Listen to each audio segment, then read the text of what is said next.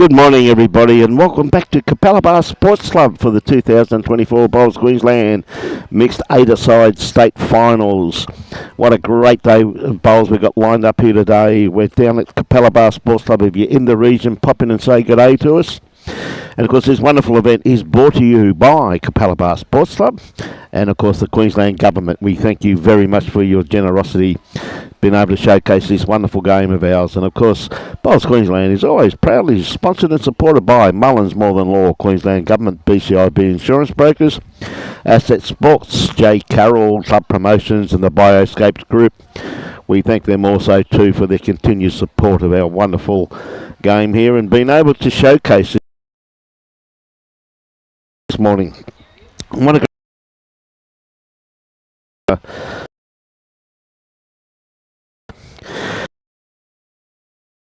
BARGARA is Sandra Burgess with Judy Nowell playing 2, Wayne Barnett playing 3, and the 4th skip is the evergreen Johnny C. And later on during the day we're going to have his lovely brother Jimmy come in and do some commentary about how well his brother's playing. And ALGESTER up against a very strong combination here of Heather Bailey, Tracy Foster, Mathew Norrie, and of course Cohen Litfin. And what a great lineup these both teams are. Now, in the other pairs event, we've got Paul and Denise Gilbert. They're up against Cody Philberg and, of course, Adele Pursehouse. And in the other game, we've got Muncher, Darren Mullins and Deb Hadley. And they're up against Len Pitts and Pammy Rowe. So it's going to be one heck of a battle here this morning. Two very competitive teams. It should be a great morning here this morning. So we've got, it looks as though BARGARA have won the mat and they're off and running. Okay, Johnny looks as though he's going to start with a shortish end.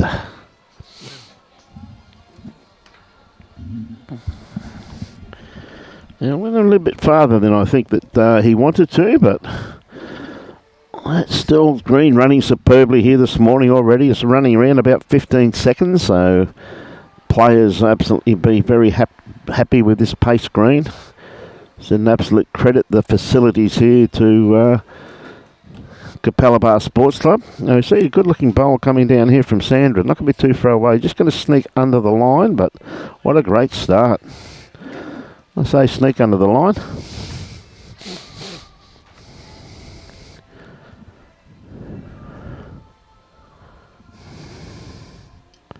Right. Yeah. Okay, Heather.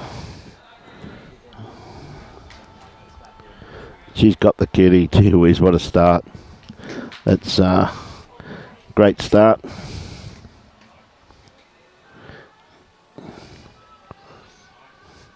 Hey, Junior. Hey, Sandra, back on the mat with a bright orange.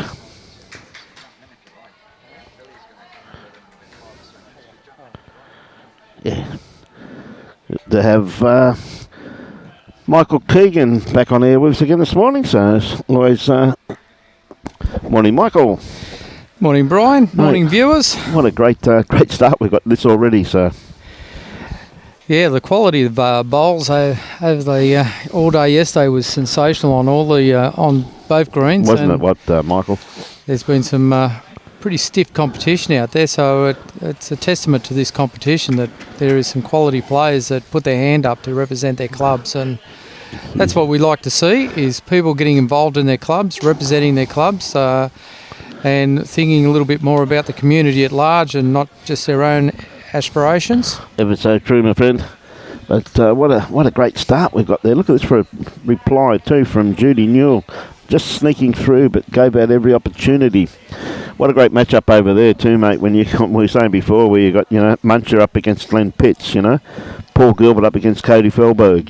Some pretty handy teams around, Michael. Yeah, there's some real talent out there across the field. And over on the other green, we've got Hamilton up against Broadbeach. That's going to be a colossal game. Look at this bowl here from Tracy Foster.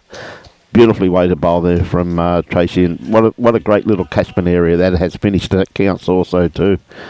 Well, that's the sort of bowls we've seen from Tracy for forever. Forever. She's just been she's been at the top of her game for so long. I couldn't agree more, Michael. Wonderful lady with it, Tracy. Yeah, that's exactly right. Absolutely. Just misguided line there. It's very hard sometimes to get your line when it runs off when you're off the surface.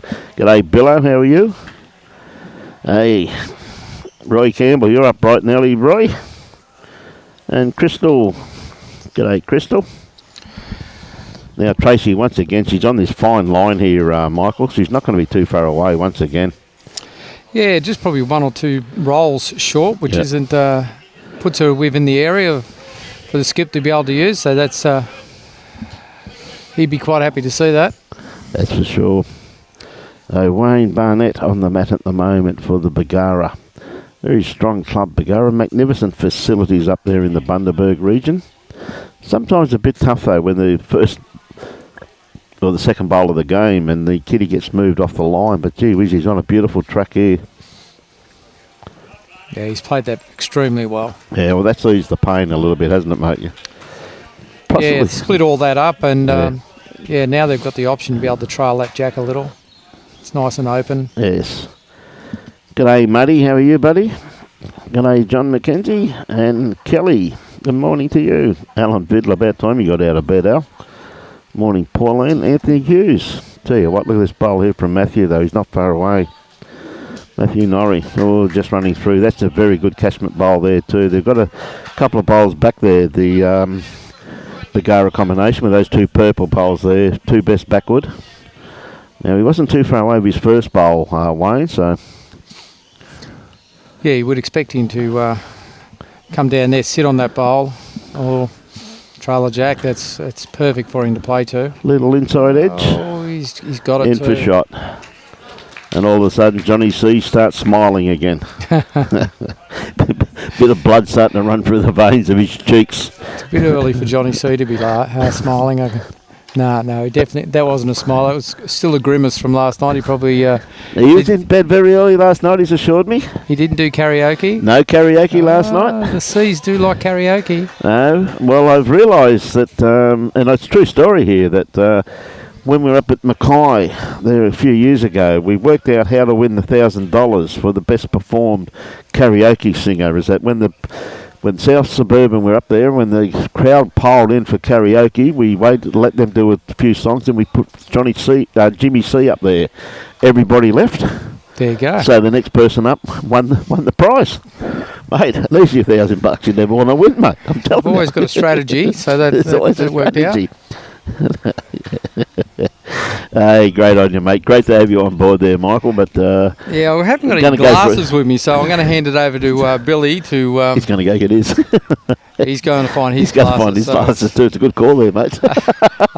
Otherwise, I'll be mistaking bowls, mistaking people. So. Well, see, I'm a bit like you, mate. I'm way too young to be wearing glasses, so Robbie lends me a pair of his old glasses, mate. So every now and again, though, Robbie must paint something at his place, and there's white spots all over his glasses. And I've got to go over and sport the She Who Must Be Obeyed. Yes, I see her over there. Yeah, that's going to be a real contest between the Power and the Bulls. Should be a great game. Geez, a good-looking bowl here too from Cohen. What a bowl. All right, Brian, enjoy your day. And mate, same to you I'm going to hand Michael. over to the prestigious Billy Cornell. Good on you, Michael. Have a great day, mate. Always a pleasure having Michael Keegan on board. Knowledge of bowls, exceptional. But talk about knowledge of bowls. Billy Cornell's, good morning, Billy. What a great first up, mate. First stand. I hate to think how much chalk they've used. Yeah, well, it's going to be an enthralling game anyway. Oh, absolutely. The viewers, like even Timmy Smith's up already, said it should be a cracker. I think that the one thing that Timmy couldn't understand was when I said that Johnny C told me there was no karaoke last night and he was in bed very, very early, so I was a bit concerned about him. So.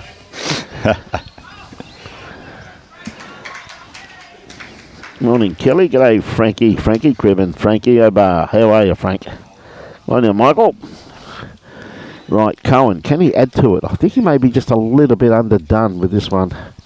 Yeah, just a little bit narrow. Did the damage with his first one. It's a great bowl with his first one, mate. Absolute gem of a bowl. So Yeah, like I said, it should be an enthralling match.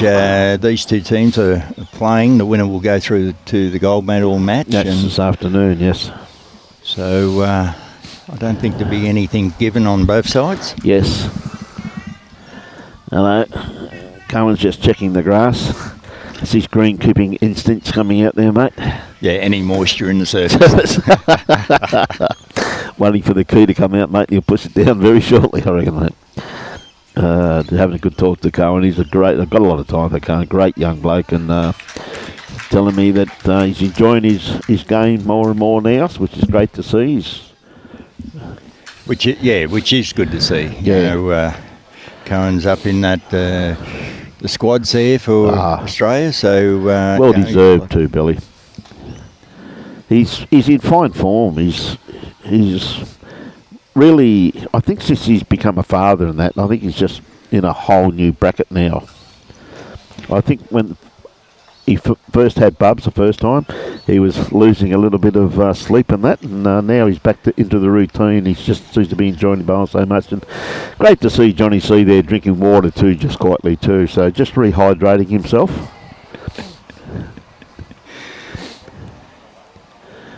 Tell you that she just might not have the run, but geez, she's still running. Beautiful pace green though, isn't it, Billy, for this time of the morning? Well, it is, yeah. And I think President Greggy sort of timed it about 15 and a half seconds. Yeah, so not a bad pace for this time of the morning, mate. Exactly right. Beautiful. But the leads, both Heather and Sandra, has sort of picked up on the pace. Oh, haven't they? What? It's first end, absolutely all over it. And again, just very good catchment bowl there by Heather. So it's good to have all our viewers on board. G'day, Bucko. How's Lozaland, mate?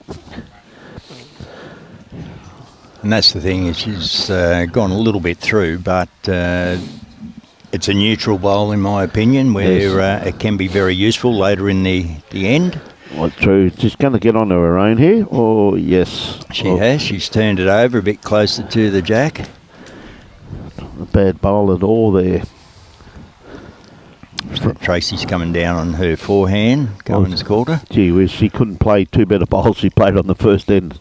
I'm telling you, but she's on a beautiful track with this one here. Once again, too, Tracy Foster. She's not going to be too far away.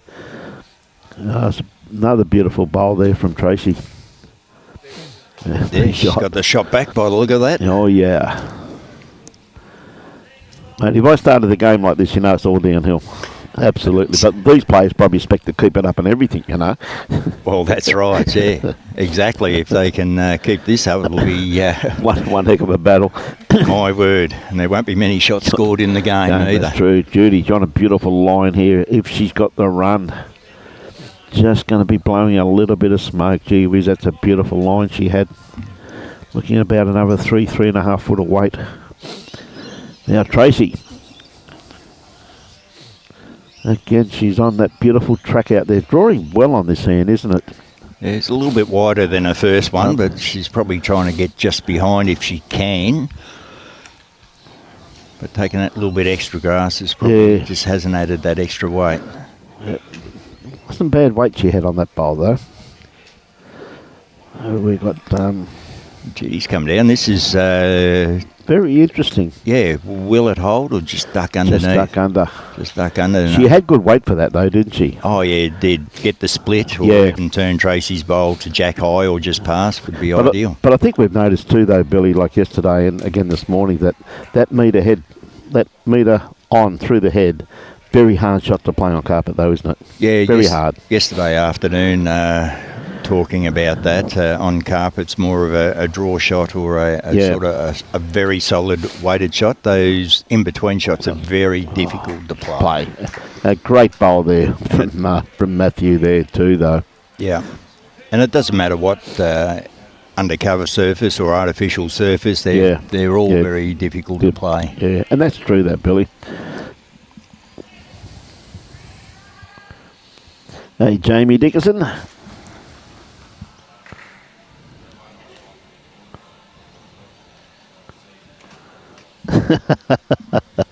Better not Junior. I'll let him go, mate. Now, ladies and gentlemen, I will tell the viewers that there was a unanimous vote taken by the BARGARA players here this morning, and Jimmy C will be on air sometime during the game to broadcast on his brother. Johnny did vote against it. Yeah, I was just talking to Jimmy there before, and he was making sure I was coming in first to commentate with you, and Jimmy said, about an hour's time I'll come on. Yes, well, he's off to pick himself up a nice Scottish breakfast, as he calls it. He's up to McDonald's. He said, I'm going to have a Scottish breakfast. And I was silly enough to say, Scottish breakfast is just McDonald's. It hasn't quite got the weight for this one. Wayne's always said to be a little bit more aggressive towards it. Yeah, I think so. Changed the head a little bit, so it's opened it up for John down on the forehand to get through to there. Yes. Cohen, I would dare say, would be still probably playing down on his backhand to get another bowl in there or in the vicinity. Or even just in behind the head, maybe fourth shot, because those first three shots are they're pretty close, aren't they? Yes, that's right. Good morning, Trisco. Troy Jamison. About time you got out of bed, Troy. Morning, Laurie Andrews and Terry Neal. Simon Wallace, great to see you the other day, Simon. Michael Brindle, what are you? You going back to bed? Too early for you, mate. No doubt your wonderful wife's up there mowing the lawns already, Michael. Very thoughtful, Michael. He always makes sure the mower's full. Petrol and everything, mate. Cohen's gone back. Mathew sort of got Cohen to play a little bit back a bit there. Further, just in case if John played a bit more weight coming through. Covers the back a bit. I'll tell you what, John's not going to be too far away from his own bowl here. If he can turn that over, which he has done. He has indeed. That's a great bowl there. He played that with great weight, Bill. He did, yeah. Did play it with real good weight, and he's just turned it enough there. Yeah.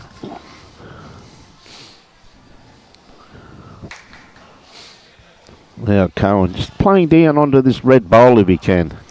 Yeah, he's trying to get on the Matthews bowl and then punches Tracy's bowl through. Oh, that's unlucky. He just caught that one. Yeah. He was very, very close to being the perfect bowl there, though, wasn't it? It was, that's right. Yeah. And if he got onto Matthews' bowl there, it would have gone straight through, I think, Sandra's bowl, for memory. Yes, pretty sure it is Sandra's bowl there, mate. Very good attempt. John did the damage with his first bowl. It was a great pick-up there by John C. With beautiful weighted bowl just playing onto that orange bowl. So BARGARA are on the scoreboard. Morning, Leslie Burgess. Just gave the All-Stars. Should be a crack of a game, Leslie.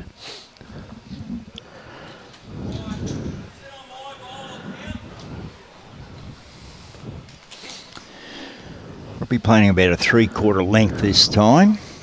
The jack has been rolled. Now, it was interesting yesterday afternoon when they were playing the game. The leads were playing on the ditch side of the green from the club. I see Sandra is playing on the inside of the green. I tell you what, she's got a good-looking bowl here. Just going to sneak around the back. Bit of a handy start though. In about 4.5 foot through the head by the looks of that. Something she can correct. Always easy to correct if your first one's through, in my opinion, Bill. So yeah, well, that's right. You give your bowl a chance in getting it there. It can be useful later in the head.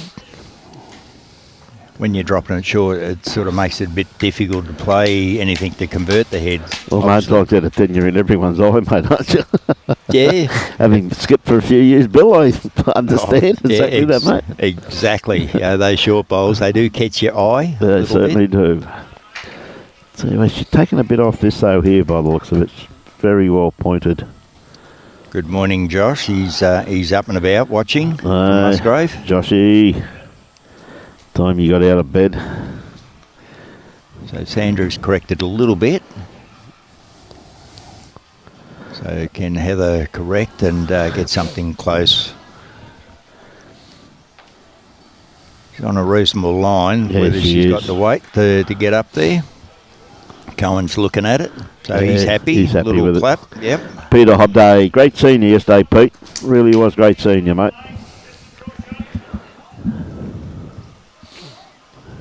At the moment, the Bulls have started off, they're leading 7-6 after 6 ends, Peter. Yes, he'd be interested in that one for sure. I think he's heading back to Norrie today, so safe travels to you, Pete.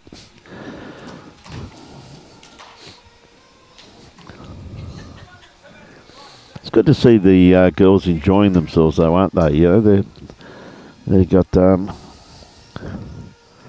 Sandra and Judy having a bit of a joke with each other, so just take the tension out of it, because it is a big game for both clubs. Correct. They're both fighting, as I said, for the chance to win a gold medal here this afternoon, so... And exactly what you'd expect here with this game too, with the calibre of players here, very close, even early stages, 7-5. That's right. Exactly. So Judy's just come down and got on the inside of Sandra's bowl. Still not shot, but in a handy position. Yeah. Now Tracy. She's corrected her weight a little bit, but yep. just narrowed her line down a touch. Well, breeze, not as bad as yesterday, Bill, is it? It's not much movement with the flags here this morning. Oh yeah, the breeze was a little bit strong at times yesterday. It certainly was, mate. This afternoon I thought I was going to blow a dog off a chain. Gee whiz, it was become very gusty there at times. It did. It was keeping the temperature down a little bit too, it was too, that breeze. You can feel the humidity this morning already. G'day, Tina Mullins. Morning, Catherine. Says, let's go Bargara. Janelle Brown, morning to you too. Just pulling up a bit short with that one there, Mathew. Tina, how are you, Tina? Good morning, Michael. At Yarraman. Hey, what a great day it would be up there. Have a great day.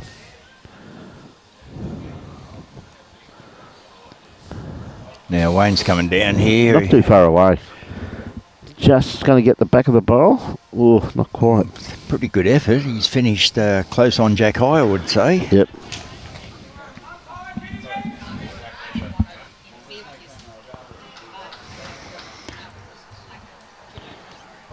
Mathew's down on his backhand and yeah,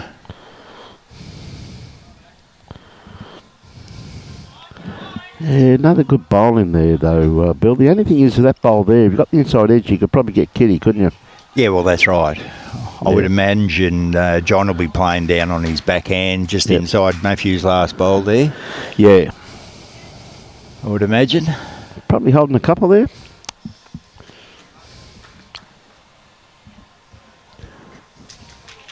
Yeah. From this angle, it looks close. Close, yeah, would be close for measure. Yeah. But plenty of bowls to come to worry about that at this stage. Yeah, exactly.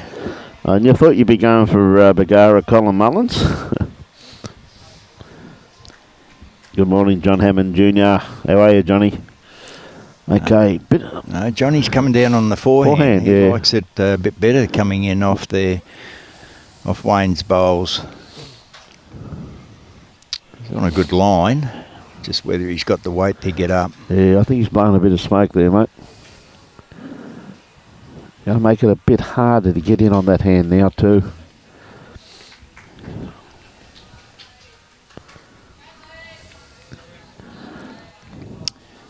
Yeah, Cohen's getting down. Is he going to get the Wayne's bowl or Heather's bowl? He's got the Wayne's bowl, just moved it a touch. Well, he's definitely picked up, I reckon, second shot now out of that. Bloody hot at Yarraman. Good on you, Malcolm. Would be too, mate. Danny going for the All-Stars. Great catching up with Wade the other day on his birthday. Okay, John, looks like he's still going for this port out here. Yeah.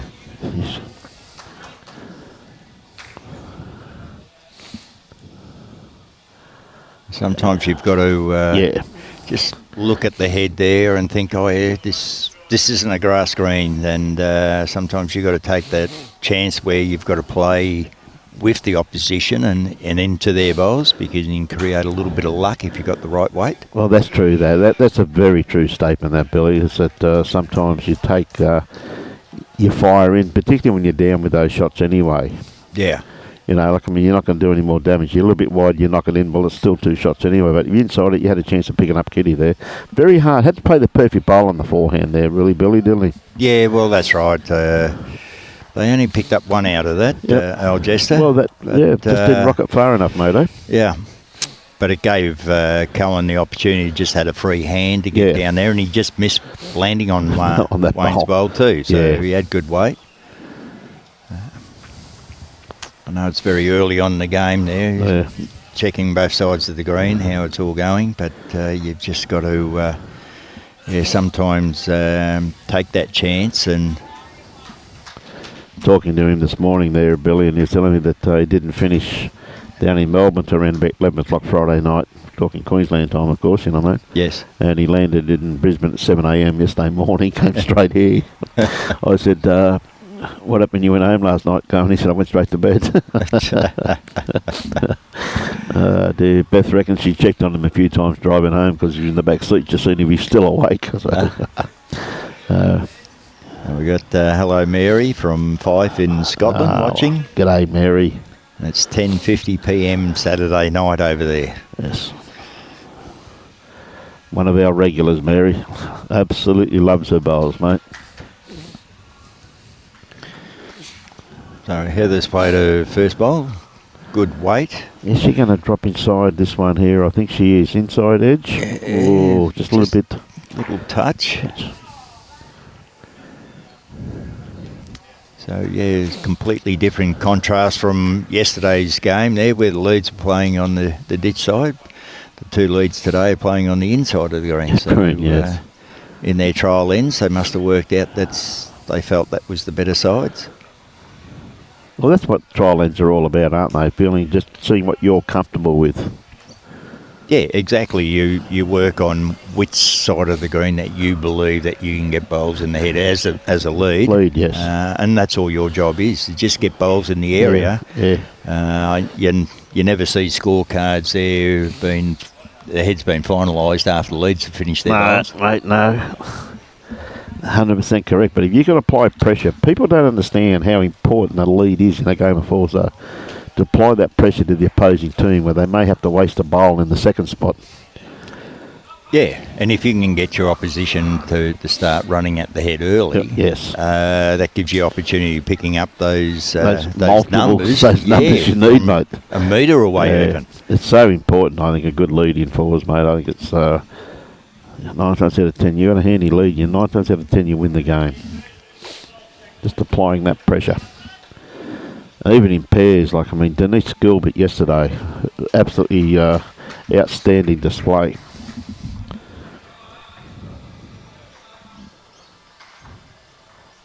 No idea, Brian. It's on now, mate. So if you're sending a message, you must be watching something, my friend. But sometimes when you go on, if you Google it, you do have trouble if you go through Google. You're better off going to Bowls Queensland Facebook page or Gold Coast Tweed District and clicking on there, and you won't have a problem at all, Brian.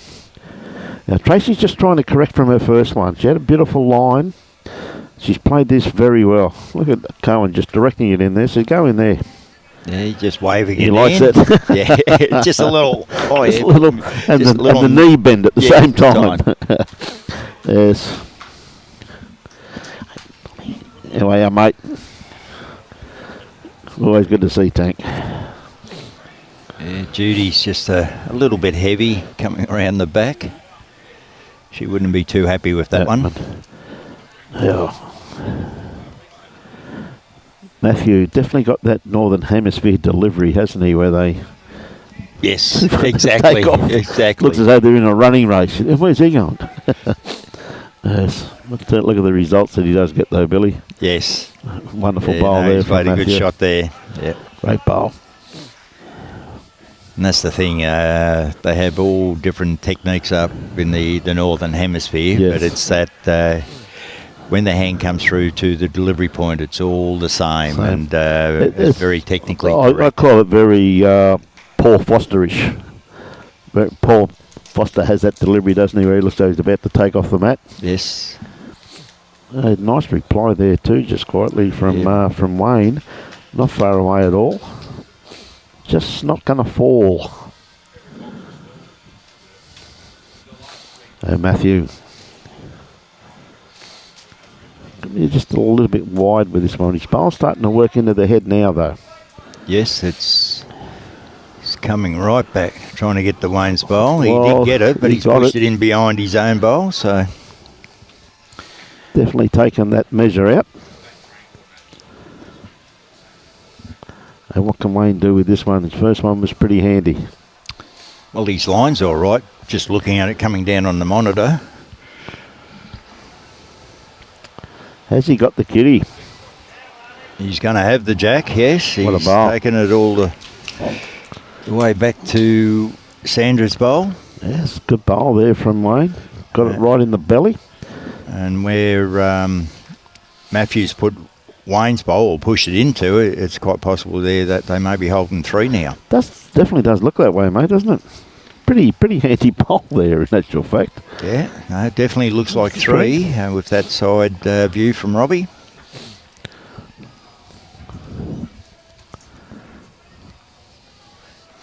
So Cohen playing weight on the forehand. Now, yep. I don't think that'll turn under that weight.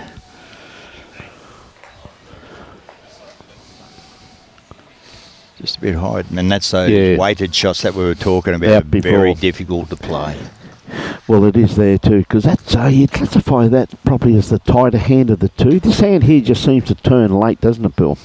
Yeah, exactly. Out on that side, and that's what was happening yesterday. If you were a bit narrow, they pulled away very late. Yeah. You just had to throw it out on a wider line and give it that little bit extra for it to turn back.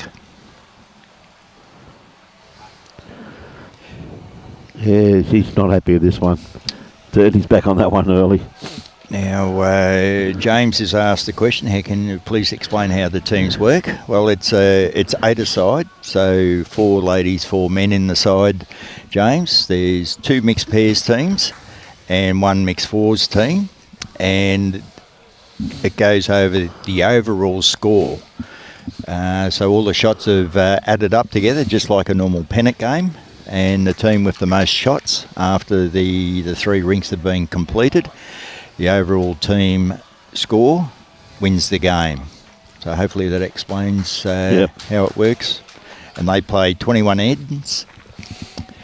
The players are playing the Australian traditional game of pairs, where it's 2 and walk.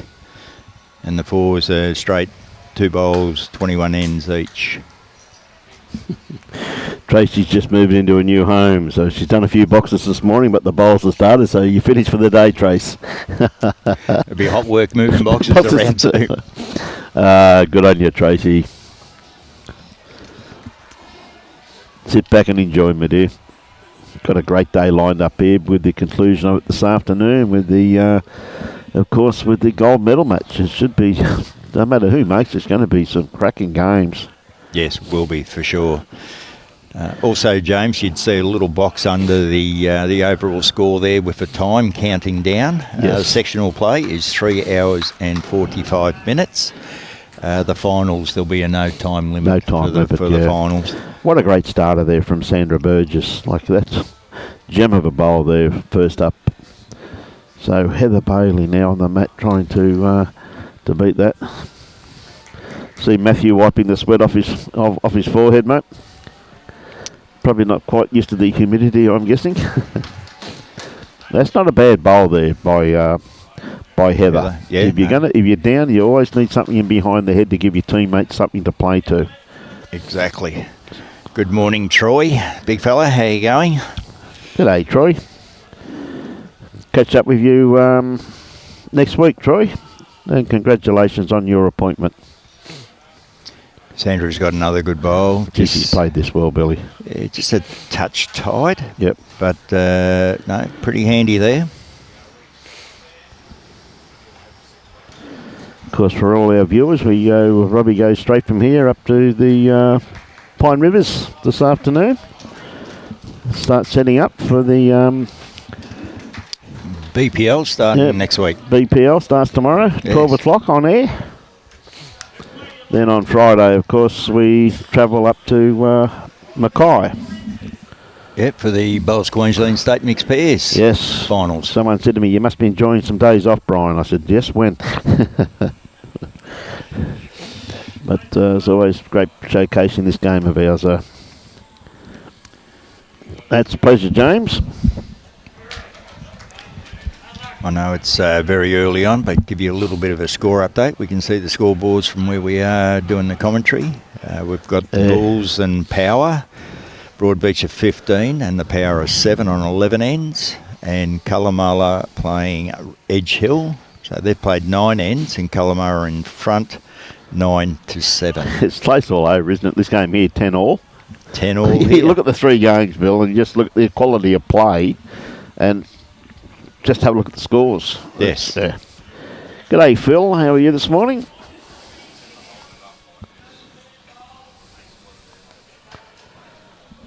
Oh, what a great looking bowl here too. Yeah, Judy.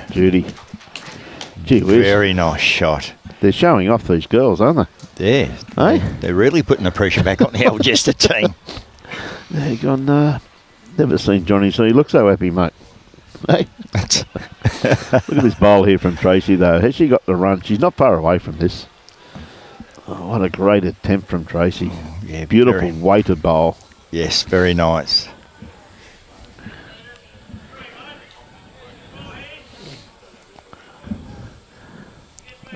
Holding 3 shots there. Yep.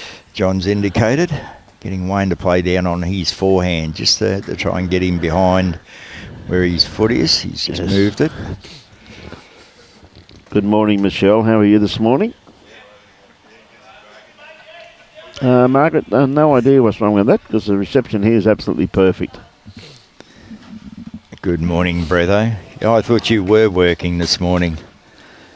New sidekick today. No, I'm the sidekick. I think President Brian is he's the stable person here. In the not me, buddy.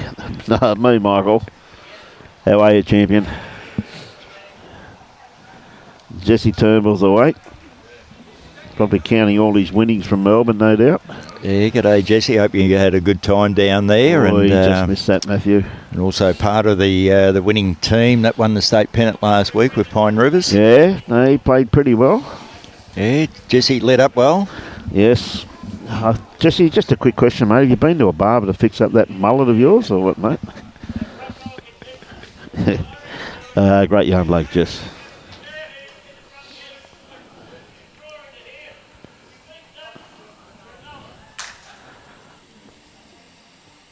Yeah, I've got no idea, Margaret. I couldn't answer that. Maybe Robbie can see that. But, again, I'd say restart your device would be my suggestion because the pictures here are absolutely spot on that are going out. Yeah, John's happy with Wayne getting those bowls in behind. Mathew might be playing a bit more weight this time. He's pretty close too, mate. Just going to miss it again. Whoosh. Whoa, that was close. That was very close.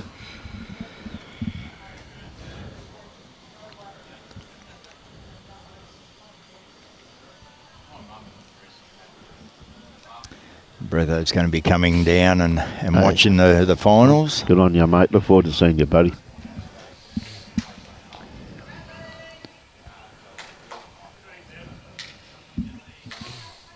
And there, once again, the importance, as we said, Bill, we're talking about before, really, Matthews, to a degree, has wasted 2 bowls. Yes.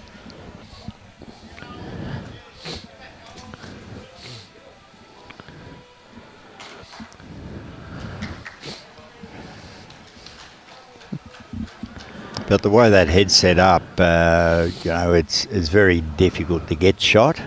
But if you played that control weight on the backhand and get that jack through, at least you got a chance to open up. Cohen's going big as well.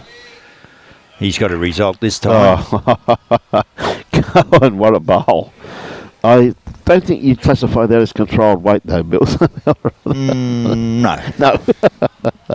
That's a great bowl from Cohen there. Absolute gem of a bowl, but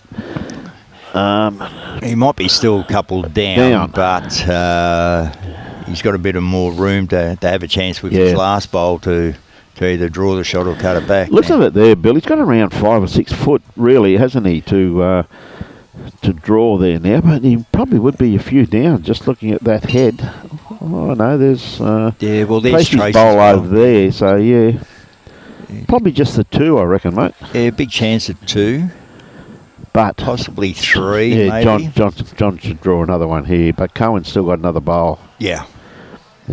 This is where John, if he could sort of get in between the tee and the ditch, he's just probably tee weight. A bit short, yeah. So he's be 2 metres away. So Cohen really only has to beat that where Mathew's indicating, which just about give him a shot. It was a great bowl from Cohen to actually get that split, though, wasn't it? Like, I mean, he really shook that head up. Yes, and I think he's got a fairly good weighted bowl here too, maybe. Very well played. Is it going to stop? Is it going to stop? That's right. No. Oh, it just fell in. Gave it every opportunity, though.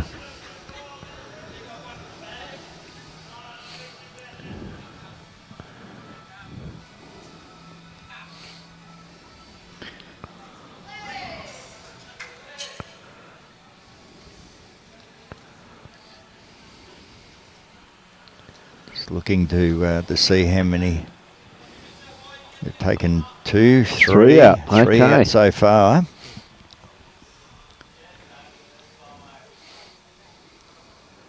I think they're going to put a tape on this one, are they? Yeah. I'd say be an umpire. They're going to be calling for an umpire for the long measure. So looks like those aren't in it. So it's in between those 2 bowls there, mate. Yes. Yeah, Sandra's bowl and Tracy's bowl. So it's either going to be 3 or 4. Yep. Don't roll the ball. Don't roll over there. Gee, that was nearly a disaster there, mate.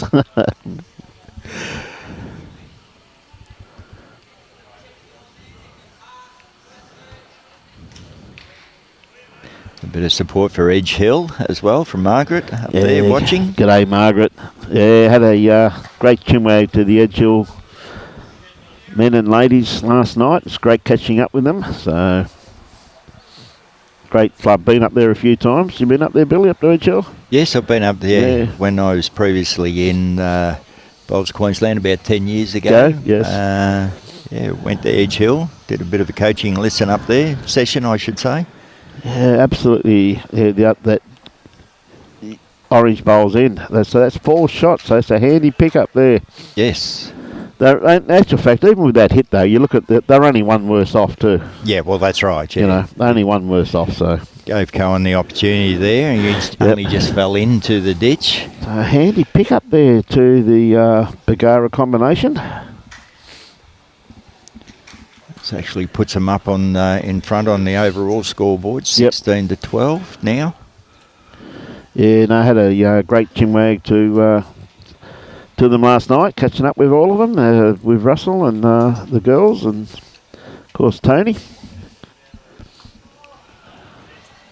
Yeah, I spent a week up there, going back about 10 years, 11 years ago, 12 years even. I was sort of had a day at Edge Hill, went out to Mariba, Marlin Coast. Yep, lovely part of the world, mate. Tropical far north Queensland. I don't call it Edge Hill, I call it Cole Kelly territory, mate. Cole Kelly country, hey? That's what I call it. Cole's been a very good player for a number of years. Great bloke with it too, buddy. Absolute legend of a player. They still talk. I'm still hearing stories about some of Cole's achievements. People still talking about all these years later. He was very solid playing bowls, even representing the state. He was a good contributor to the state bowls here in Queensland. Absolutely, he was mate. Just very solid all the time.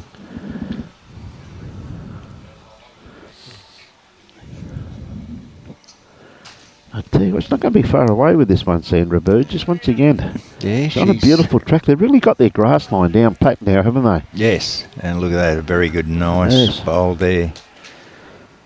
Don't you get annoyed, though, when you put your backward in first, though? Or was that just good thinking, Billy? Oh, it could be good thinking. Give your bowl a chance first up and then correct. And some people do that. They like being past the head first and it's easier to correct. Yeah, it's ever so true. If you drop short, then you've got to add on to correct. So it's... now, there's a great little club there too, mate. Pam, watching from Mossman. Yes. Beautiful, beautiful carpet green up there. That runs absolutely superbly. Been up there a few times. Again, I tell you what, Judy's not going to be too far away either. Judy's down on the backhand there. So they're on this end. It's more the scissor action. Yes. You've got the lead down on the forehand, and you have your second blown on the backhand. So they're crisscrossing a little bit. But they're picking on what they want to play. So what they're comfortable with. Yes.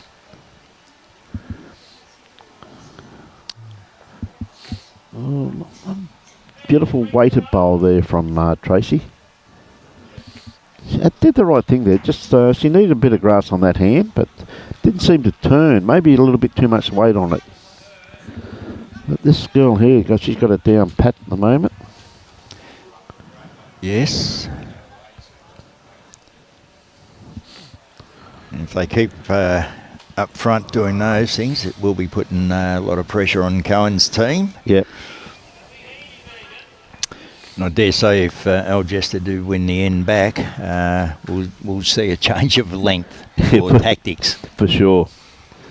Now Tracy's on a far better line with this one. How's her weight? It's looking pretty reasonable at this stage too. Well, that's a very good bowl there from Tracy. Yeah. That's got to be second shot. It's got to be second shot there, mate. So that's, played that just beautifully. Now, what I'm going to do, mate, I'm going to bring Wedgie in for a few minutes. Yep. Have a bit of a chinwag about Capalaba.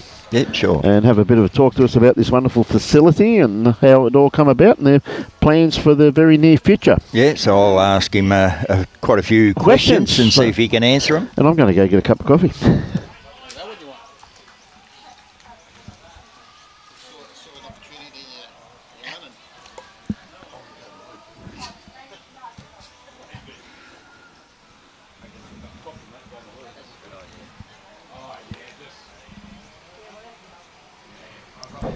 Good morning, Wedgie. How you going? Not too bad, Bill. Yourself? Yeah, I'm very well. Men's president of Capalaba Sports. Yeah, that's correct.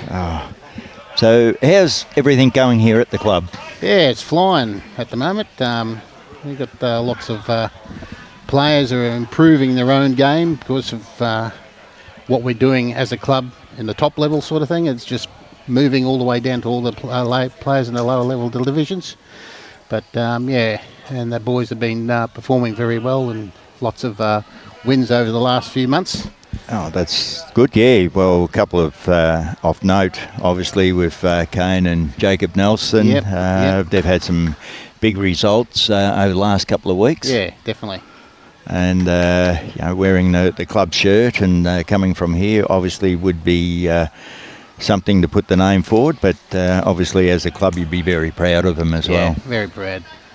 And what they bring to the brand as a club, it's just been growing and growing. For the last year and a half, it's been just such a, I don't know, how do you put it, an exciting time for the club. It's been really good. So how many teams do you have here at the club? Okay, well, for pennants we had 10 divisions. 10 divisions? Yeah, right down to 10. We got, I think, 7 or 8 of those into finals. And we won Division 1, Division 2 and Division 6 pennant flags. And Division 2 was the first time ever for the club in the club history to win the Divi 2, which is fantastic. So, 10 divisions. We've got about 250 men's and junior members. Yeah. About 75, 80 lady members. Yeah, so it's not a small club, of course. No, not a small club, no. John's just coming down on his backhand, try and get another shot there. So he's still possibly holding one, or he may be down there just trying to get to Mathew's bowl there, the reddish Moroni type one. Cohen's looking. Yeah, from that angle there, it's pretty close. So is there any big plans for the club in the near future? Yes, there's. That you can say anyway. Well, what I can say, I suppose, there was the chairman of the board just released a letter to all members the last couple of days, and we've just got approval or development application for our approval for the car parks over here, which is probably going to be the grass green conversion onto that, and also there's always been a plan for here for our sports, our bowls club to go up 2 levels. Yes. Extend up the top and all the way back to the actual greenkeeper shed at the moment, so that gives us a bigger footage for more stuff we can do. So it's on a really growth part again. So once again, we just need to find some money from somewhere, and although the club's been travelling very well in that area, so probably early next year that grass green will be taken out, and the first stages of a car park will be put in there. Oh, terrific! Yeah, sounds exciting times ahead. Yeah, exciting times, yes. Yeah.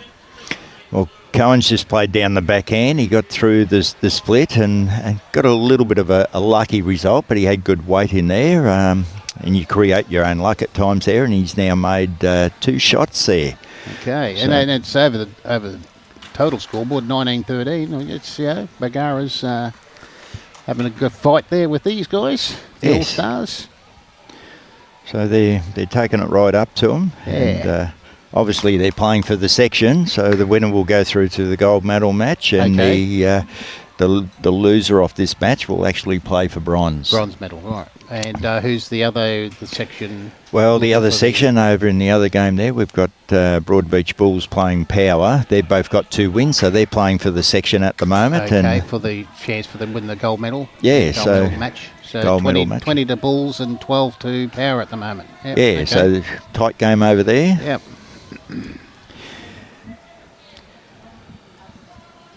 Then I presume the winner out of the Hill and the Kalamala play the loser out of here for the bronze? No. Yeah, they're unfortunately playing for a bit of pride. Okay. Those guys. Right. They're third and fourth in their section. Right, so okay. After the first 2 matches, both ALGESTER and BARGARA are on the same number of points, and the Bulls and Power. So that's why the other teams can't catch them. Yep. Okay. So Understand. that's why the loser of Bulls and Power will play against the loser of this match for bronze. Okay. Understand. Yeah. Yep. And the 2 winners from the 2 sections will play for the gold. Good. So it looks like one couple of shots here.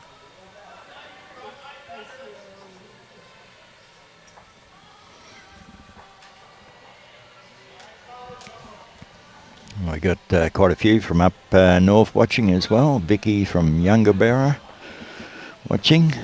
Yeah, I was watching some of the comments from people. UK, Ireland, yeah. Yeah, we had quite a few yesterday there. We had them from all over the place. Canada, Scotland, South Africa, Scotland. Yeah, that's quite good. We got Dave Good from up at Cooktown. He's heading down to Goose Ponds in Mackay next weekend for a comp. Okay. Measuring for a second shot here, but looks... Yeah, so we've got umpire Ian out to adjudicate. Robbie's got a real good picture on it. Got the calipers out.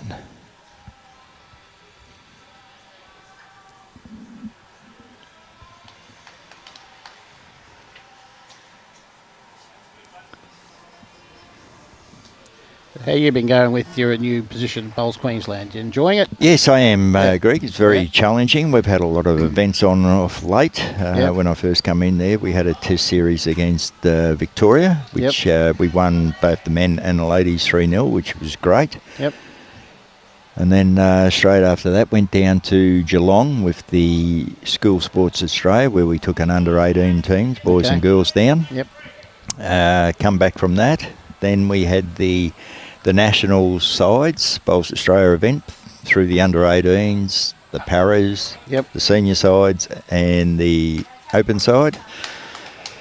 Also, there was the Australian Championships played at Broadbeach after that. Then from there, we had the champions up at BARGARA.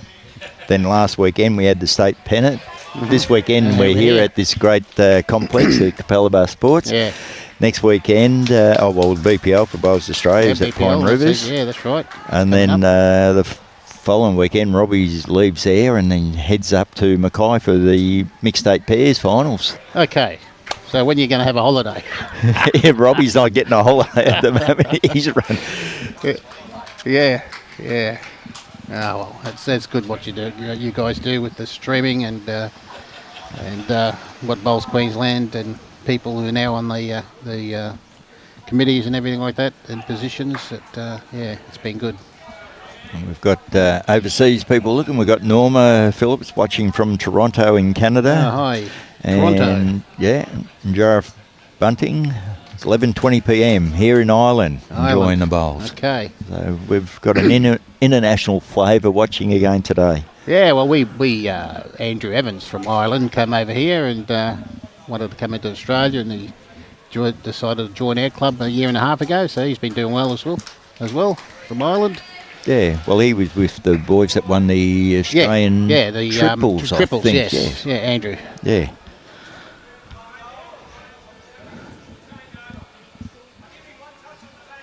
There you go, you got a bit of support there, Wedgie, too. Wally King saying you're doing a great job at the club. Oh, thanks, Wally. Try my best. It's always a team effort, but... Yeah, you need that support. Yeah, a good working team with you, and you have all the members on side as well. So yeah. Heather's had to change her hand. She's now coming down on her forehand. She's got one close, so this is a very good changeover.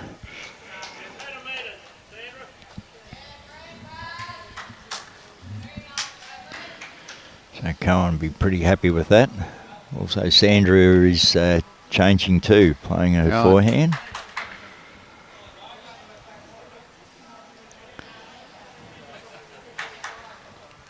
Yeah, good line. Yeah, she's on a handy line. Looks like her weight's going to be pretty good too, I think. Come on. Yeah, she's getting up. So both ladies have had a good changeover from hands, playing the backhand with their first That'll balls. be second shot, I think. Yes.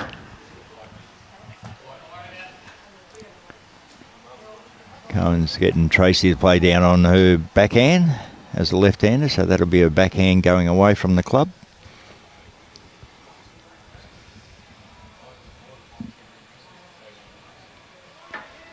Good line again. Just around the orange.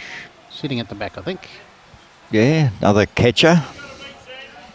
If the jack does go back, a lot of times, probably 95% or 99% of the time, the jacks do go back. Very rarely they come up the green. Not to say it doesn't happen. So Judy's coming down to try and get the shot. Probably hasn't just quite... under. Yeah, just under. Not quite the weight.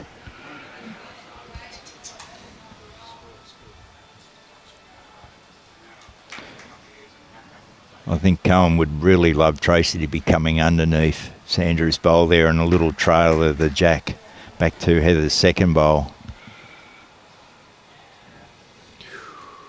Just around it. No, he's just going to run into it. Well, it's not all bad. He's one down, but the head's set up that it'll be easier for him to land the bowl out or even trail the jack now. True. Good line here. Glenn from Tuncurry watching. Judy's put another one in there. So she's got third shot out of it, or appears to be third shot.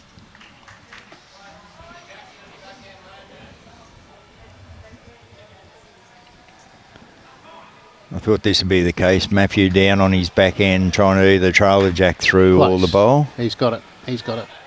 He's got the jack. Now, is it staying in bounds?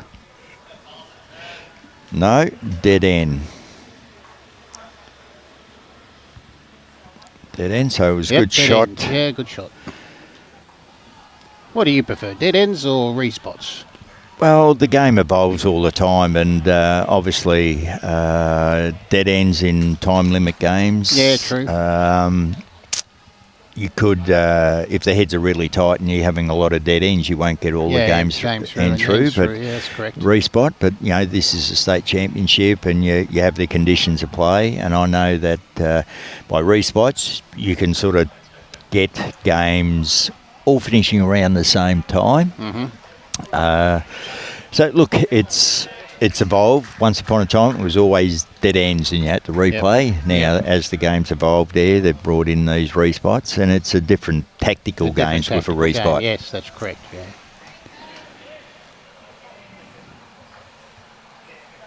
We've got John from over at Dumfries at Scotland watching as well. Welcome aboard. There you go, Jason. We'll leave that question for Wedgie to answer that one. What's that? What about a free self-promo for your singles final next week, Wedgie? Okay. Yes, I am playing in a B singles final on Friday morning, probably. We've been able to work out the dates with the other player, with Scotty Shaw. I won the B singles about 7 or 8 years ago, and part of our conditions, you can play so long as it's not more than 5 years before your last. So it had to be over 5 years. Yeah. So I thought I'd just jump back in and see how I go, and I've got to the finals, but Scotty Shaw's been playing good bowls lately, so it's not going to be easy. Yeah. So Friday morning, Jason, if you want to come over and have a watch. So who's the favourite, Wedgie? No, singles games it's favourites are not. It's on the day. It's on the day. As you know. Very good answer. Yes, very good answer. Yep. And we've got Warren from looking from Japan by the look of it. He's supporting the Stars, ALGESTER. Good.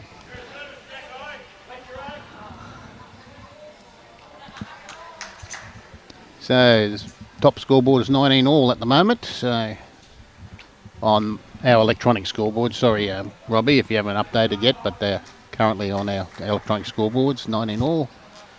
Yeah, so very, very tight game. And then over on the other one there, the Bulls playing power. We have the Bulls 23 on 20 ends with the power on 16. So Correct. There's not a lot of shots there. And we got the Edge Hill team on 18 ends, 17 shots, and Colomulla is on 15. So they're having a tight game there. Yep. Good bowl there. Bang. Trace, he's grabbed the jack.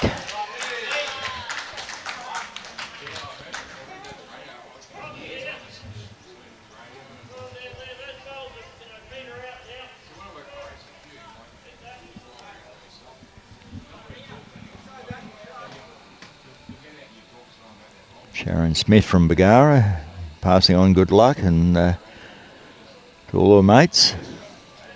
She's in Redding, California, USA.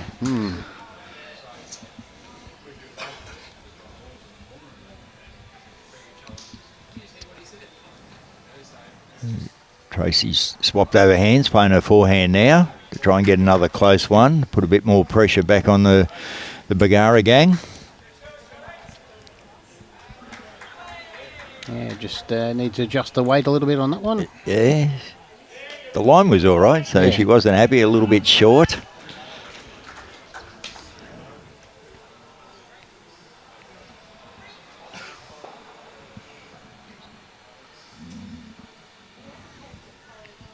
Just a bit wide for Judy. And it does throw a few people out when the jack gets moved off the centre line. Yep.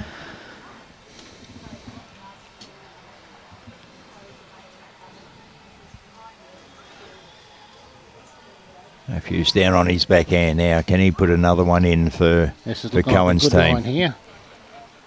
Has he got the weight? It'll hook in here. Yeah, I think he has got the weight there. Has. Good shot.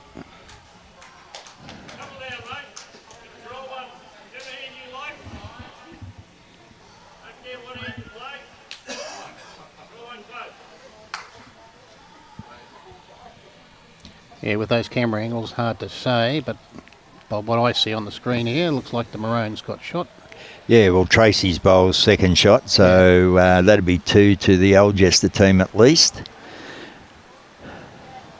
So Wayne playing his bowl as the third, his first one. Well, he's passed those short ones anyway, so it takes them out of the count if they were there, but I still think he's 2 down, yeah.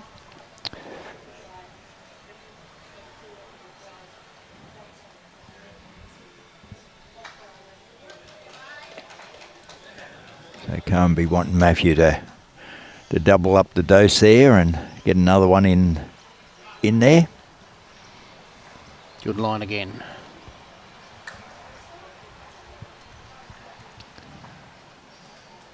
He's taken the weight off a little bit, but that might be in his eye for Wayne, make him have a tendency to play a little bit narrow.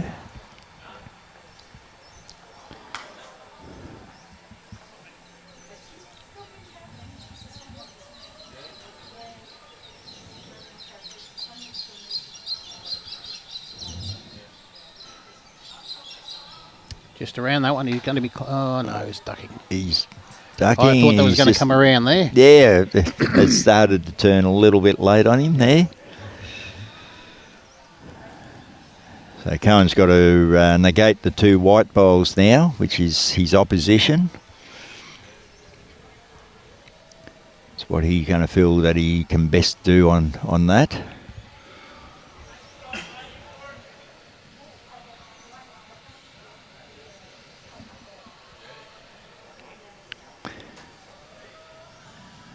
Cohen is confident playing down on the backhand. He's got, he'll be right out to Mathew's bowl. If he can get around that, he'll go close to counting. Starting to turn. He's coming in underneath. Well, yeah. that'll be a counter. So that'll be 3 to the ALGESTER team at the moment. John C. there will be looking to get the shot back or cut the number back anyway. On a nice line here, just the weight. Yeah, he'd be looking to try and just fall inside Tracy's bowl if he can. Not a bad effort. Yep.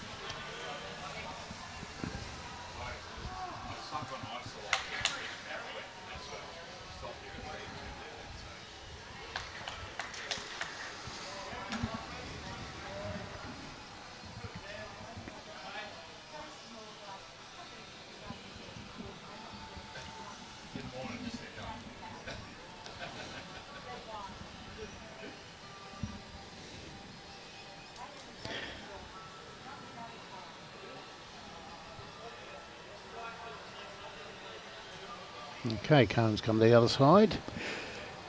Changed up his hand. Yes, I'd say he'd be just playing there to try and get inside John's bowl. Oh, he's not far off, look at this. He's played a good shot. He's made a counter there for sure. Definitely.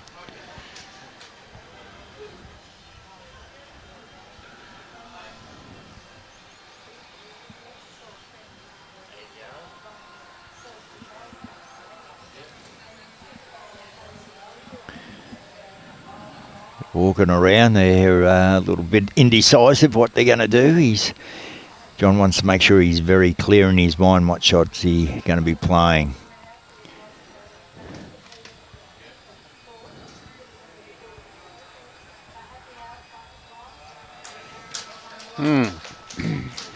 Obviously made his mind up. He's walking back to the mat now, and you've got to be quite clear in your head what shot you're going to be playing as well. If you're not quite 100% clear on what shot you're going to be playing, a lot of the times there you play a nothing shot. Yeah, backhand, I think, yes. Yeah, playing backhand. He does have Wayne's bowl in the run. Oh, he's going to cut. He's not happy with it. The hands are on the head. He's not happy with it at all. Yep.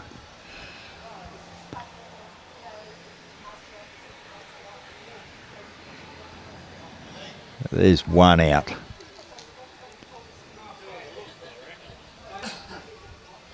Looks to be about 3 there, I think.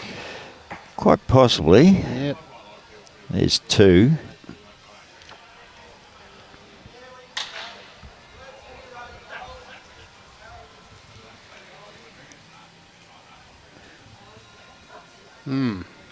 So Mathew wants some more, so he's going to be doing some measuring.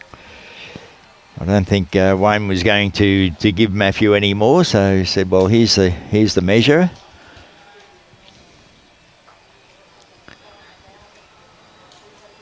So he's gone to their opposition bowl first.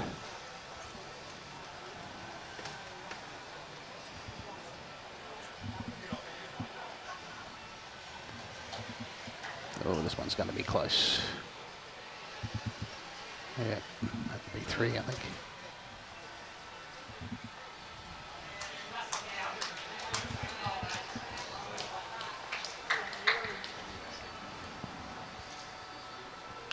Just didn't see how many there. I think 3. I've just seen the electronic scoreboard click over. Yeah. I think it was 3. 3 shots. So that other back bowl must have been just out of the count.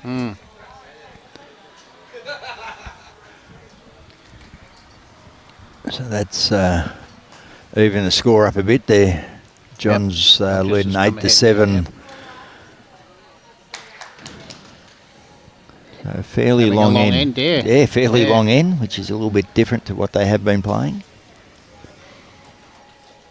Yeah, for those who are wondering with our scoreboards, those the rink scoreboards are fully computerised touchscreen, 32-inch touchscreen scoreboards, which automatically link into our master scoreboard. So it's a world first, that one. We have other types of software around with use little clickers and everything like that, but we decided to go down this road with the touchscreens. A little bit more expensive, but I think they've been working really well for the club. Yeah, well, when I played here last year, they're quite user-friendly as well. They are very user-friendly. Yep. Keep it simple. That's what I, when I designed it, or, when I talked to the programmers and the software development company, keep it simple. This is what we've come up with, so it's pretty good, I think.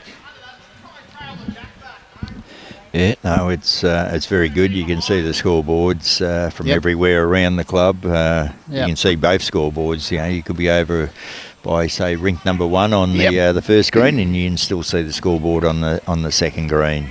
Quite easy to read. That's correct.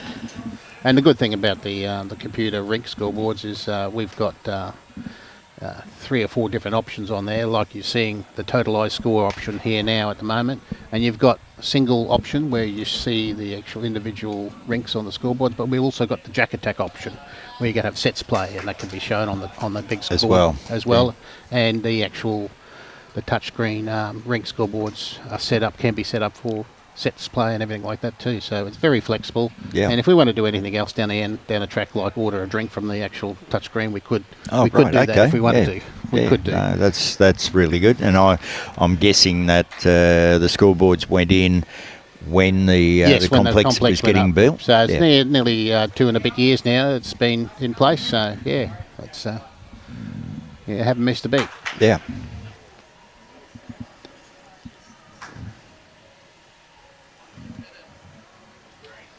Tracy's down on her backhand.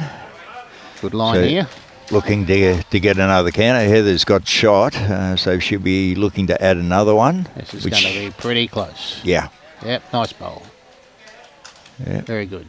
Very nice shot. John watching from Bundaberg. So obviously he would be having an interest in the BARGARA side, I'm guessing. Yeah.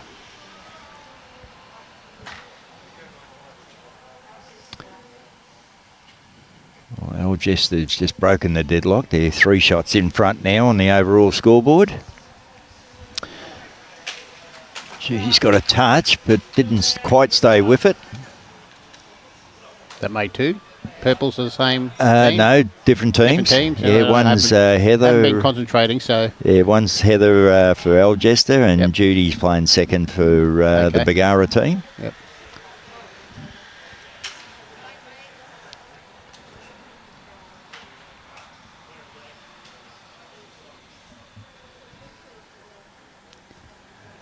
Tracy's just narrowed a green. So John's asked for the same sort of bowl again from Judy. And see if she can replicate it. Good morning, Vards. Hope you are well and enjoying the coverage.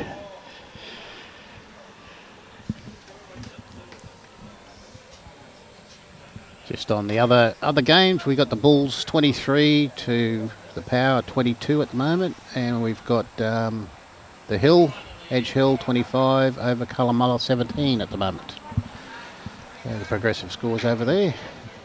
Yeah, so they're tightening up that the Bulls and Power, their game. It's tightened right up. They were out to about close on about 8 or 9 shot lead, I think, there at one stage.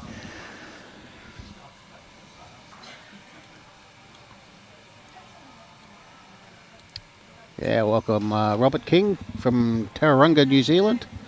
I've been to that place, it's quite nice. It's a nice spot in New Zealand. Yeah, nice spot. And you might know Ronnie Crimless. I think he used to bowl out of that club as well. So Ronnie Crimless was a club member here. He went over to New Zealand. He went over to New Zealand for work, and he stayed over there. And I think he bowled out of that club.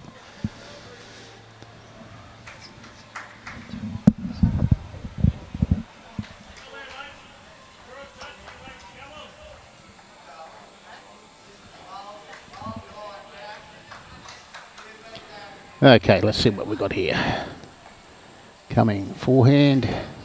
Yeah, Wayne's coming down on his forehand.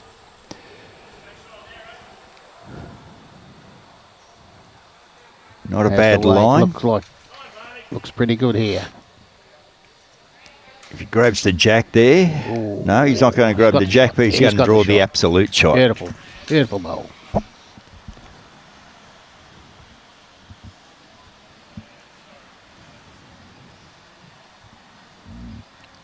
So as you would have seen there, Cohen's indicated he's going to be playing down on the forehand, so he'll be giving his bowl a chance.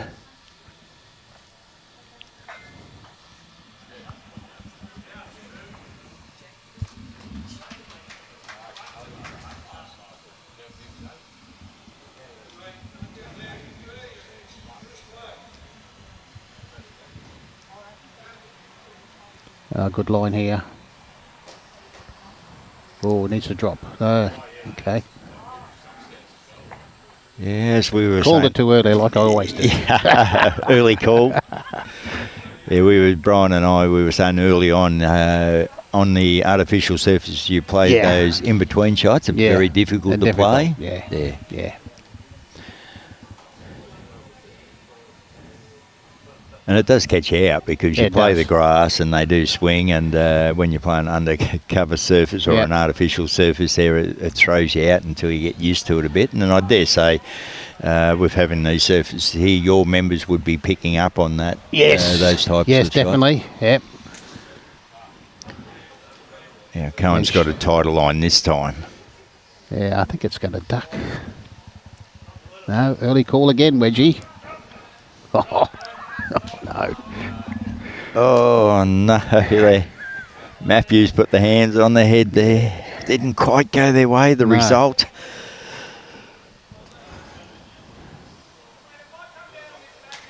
So, only being one down, it's quite possibly he may be 3 down now. So the result just did not go his way, and John's got an opportunity to draw a shot. Has he got the legs? No. So they've taken 2 out.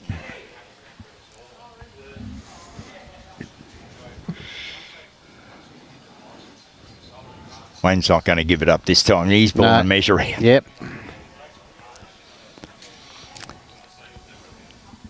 Yeah, a lot of those types of shots, those just ones over a little bit of more power over the draw game or the draw weight.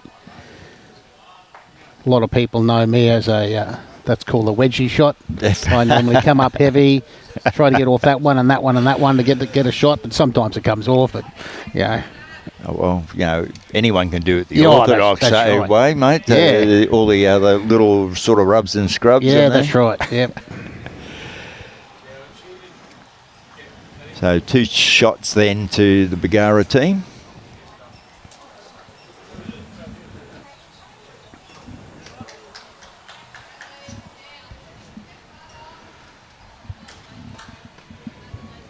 Back to that sort of 3/4 length end there that the BARGARA team's been playing.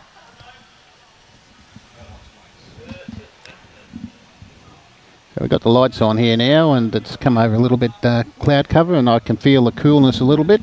So the humidity's sort of gone out of the air. Could change up the greens a little bit. Yeah, well, looking on the weather map this morning there, they were saying that there could be some showers about after lunch, so whether they're coming in a little bit earlier. Yep.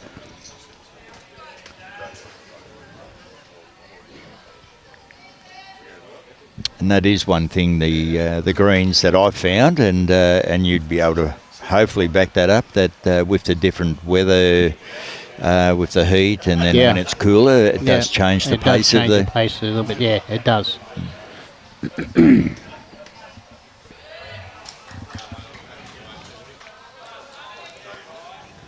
Only slightly, but just still changes. You can notice the actual change, but yeah, it can cause. There's nothing other things really. Nothing on the map. Nothing really on the screen. There's just a little bit out the side there where it's coming from that way. It doesn't appear that way, but there's nothing about it at the moment on the screen. No. Thanks for that, Robbie.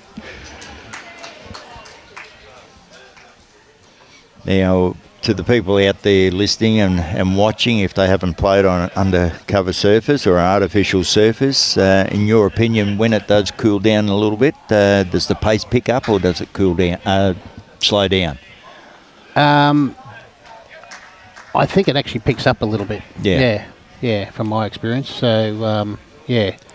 So tending with a little bit of heat, it's sort of the carpet comes opens up a little bit. So it's sort of just So it does come a little bit more quicker. Yeah.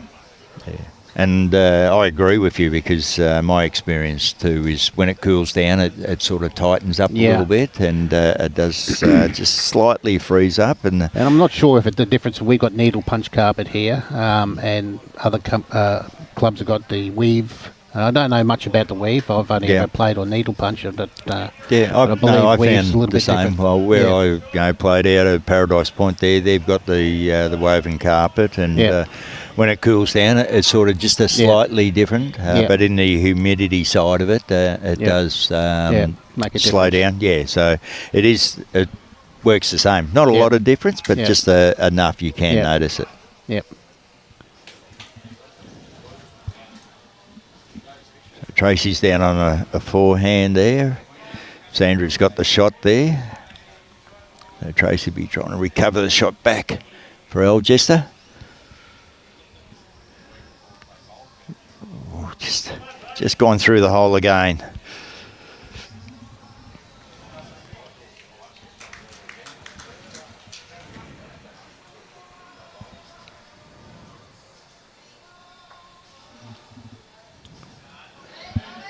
Wayne's trying to draw another shot for the BARGARA team, for John. Push it home. Come on. Ooh. Just a little bit short, as John indicated.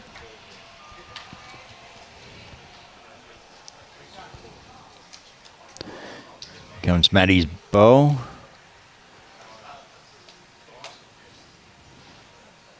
Great weight. Yes.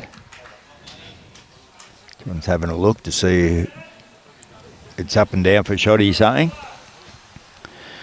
And if you notice the two bowls there, I know Tracy's a left-hander and Mattie's a right-hander. But the different angles, so it appears there that Mathew likes a slightly wider turning bowl or a stronger bias bowl that he plays with.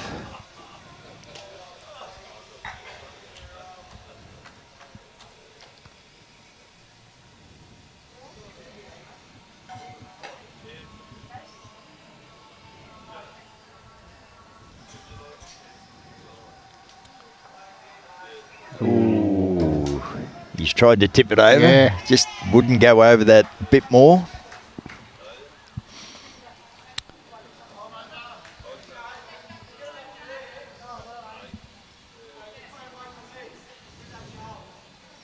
You can notice that a big turn back. Yeah, so he has a stronger bias bowl there. You can notice that.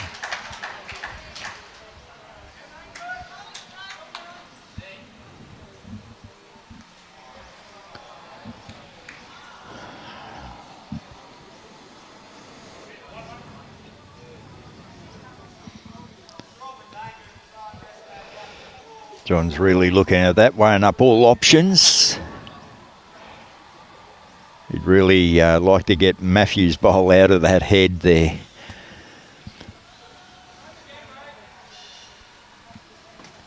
Thanks, Vards, for that. So Mathew's playing with Henselite Tiger Pros, so they are a stronger bias bowl.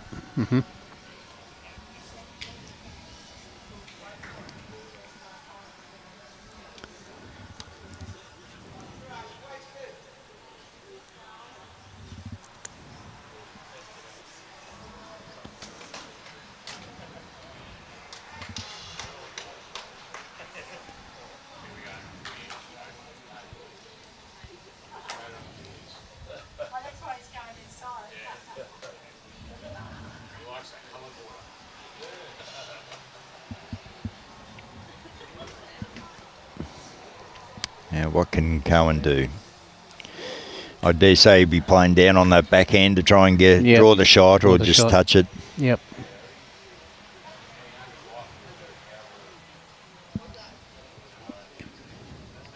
Yeah, line's good. Yeah. And that's what I was saying. You can compare the two Mathews bowls, the Tiger 2s to Cohen's Henselite XGs. Oh, look at that. Great bowl. Yeah, Cohen. great bowl there. He might have made 3 shots. Could even be 4 shots with that bowl. Touch it for 6. Vards are saying.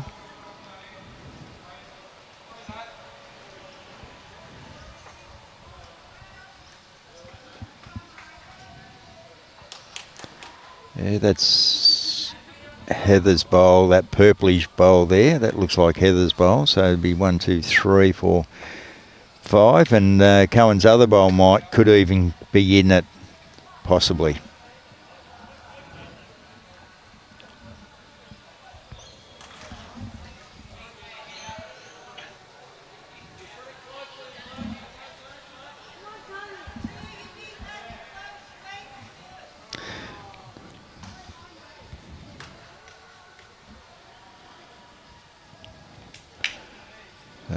John's under the pump with this bowl. Yep. He's coming a bit heavier. Yeah, he's playing a little bit of weight. Onto the shot bowl. Has he got it? Oh, he's close. Wayne sort of likes it. Oh, dropped it last. Oh, he has pushed Sandra's bowl up.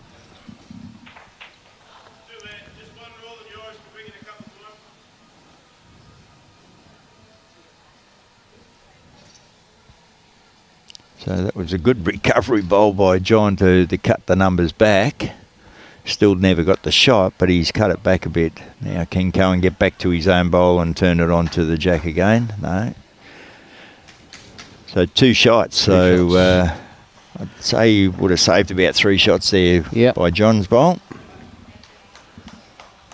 Brings the score up to 10-9 in favour of BARGARA on this rink.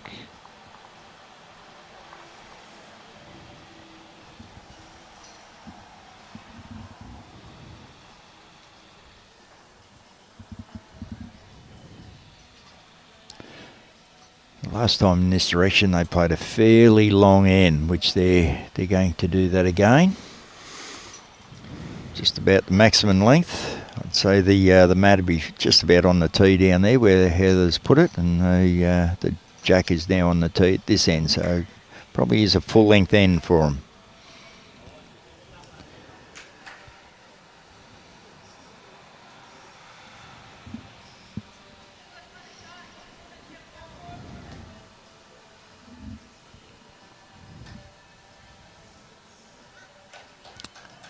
Pretty handy start. Yeah, good by start. Heather. Good start. Over that distance.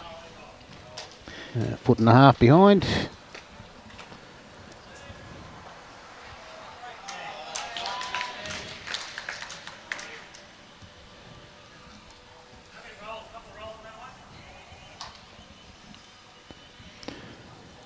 So Sandra is still sticking to her forehand, coming back towards the club. She's had a pretty good line with that all the game so far. No exception there. Yeah.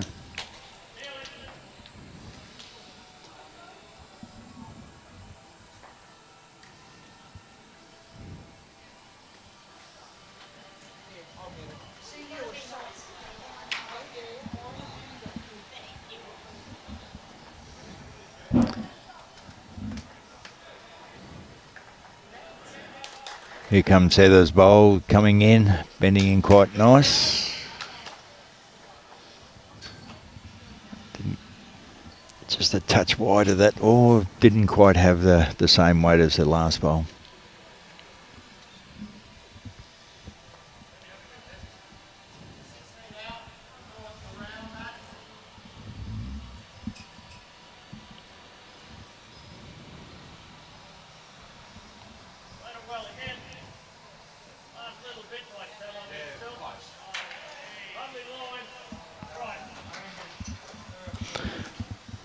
Just a little bit short from Sandra. She was on a good track again.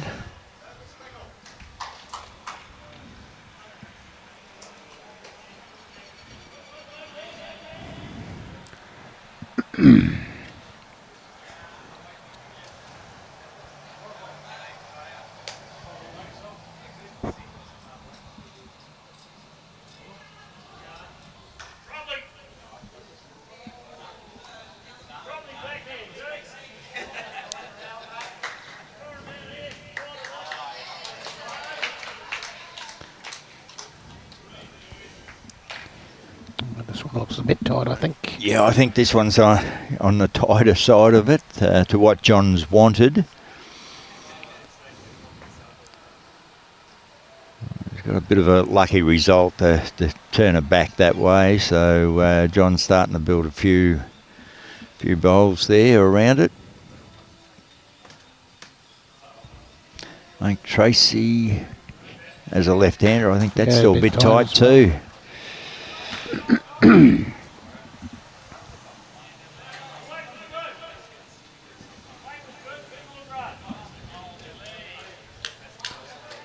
Judy's still down on that backhand. She's taken more grass this time. A better line.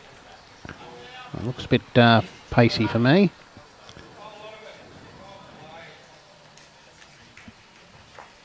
Okay. That's actually pushed Heather's bowl in probably for another counter. Yep.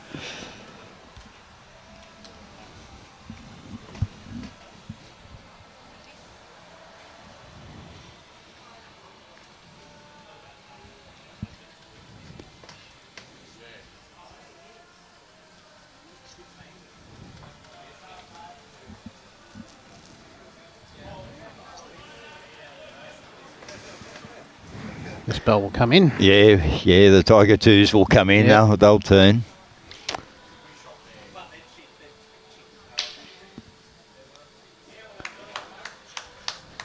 Yeah, not quite up, but probably in a bad spot for John. Yeah, a couple down. He's now, changing hands. Play same sort of shot on the forehand for Wayne.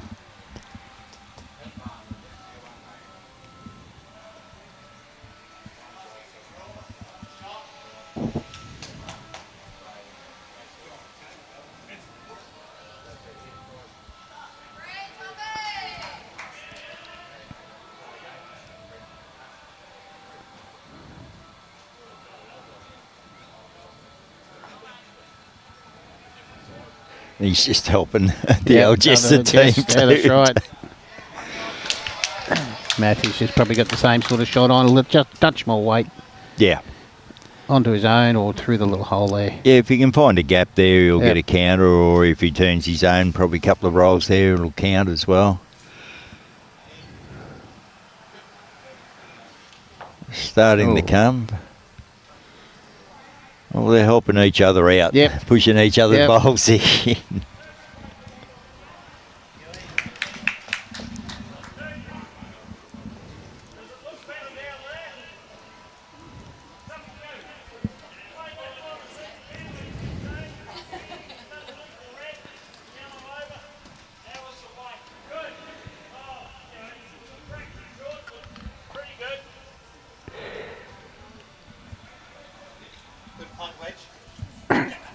Thanks, Jason.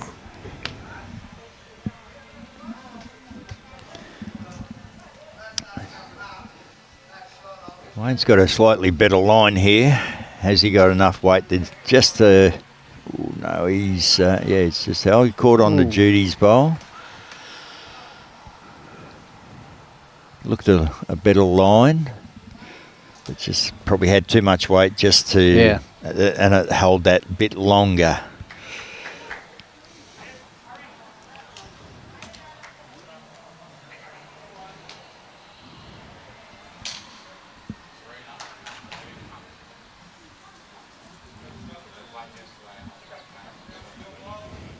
I think Brian's having a rum and a coffee. He's been away for a little while. He's been away for a little while, yeah. I was sort of watching him. He's watching some of the games on the other green. So he's going around there and talking to a few people as the president of BQ. Yep. Doing those little things, getting some info and talking. Watching some of the other matches that's happening at the present stage as well. Cohen wasn't happy with that bowl.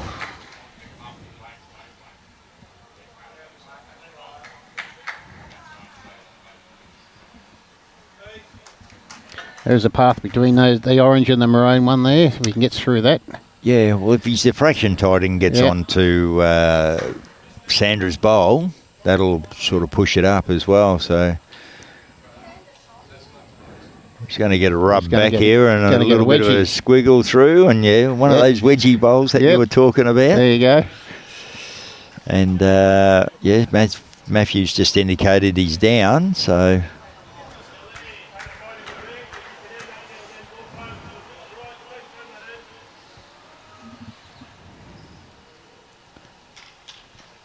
Yeah, Mathew explained that quite well. If he played too much weight and got onto his own bowls there, quite possibly could have taken both of them out. So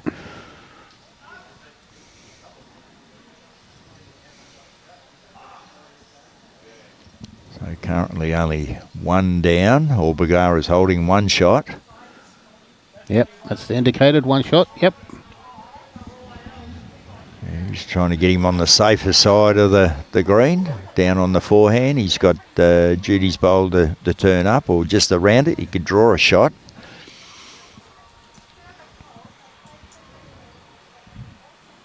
He's taken the weight off.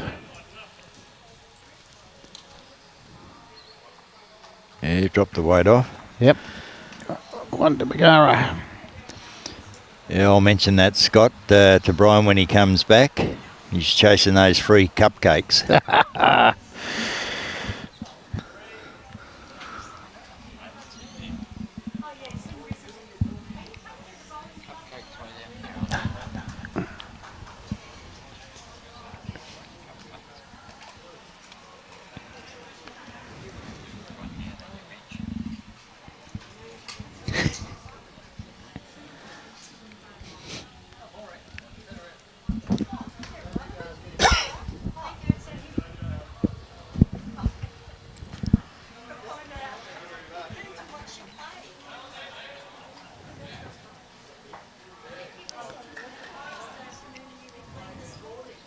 Yeah, good line here. Yeah. Yeah, handy start from Sandra. Very good. Yeah, Brian's up there talking to one of your members, Johnny Finlayson. Oh, Johnny. Yeah, Finno. Yep. Yeah, Finno. He just had a last week at the Helensvale 60,000k bowls bash. That was an interesting new format. Yeah, four aside. Yeah, boys got to the quarterfinals and just got kicked out by Helensvale. Right, okay. Yeah, that was something that we wanted to be involved in as a club. Yeah, something new. Different yeah, format. Something different, totally. yeah. Long days for the guys. They started at 8:30 or something in the morning and weren't finishing till 6 or something like that at night. So they are long days. But I was talking to Brett Wilkie yesterday and he said, yeah, they had feedback from people and see what we can do for next year. So Yeah, it was. I was talking to Brett during the week there at work, and he was saying there that what they did was played an extra round on the 2 days either side of the Melbourne Cup. Cup, So they had the afternoons off basically to watch the race and be involved. So all the players were on side and on board with that to play an extra round on each of those otother days. And get the masseur out so they actually calm the muscles and stretch the muscles. And I don't think I could play 4 days straight on those sort of time frames. Yeah, a couple of those days were fairly long. Long ones, yeah.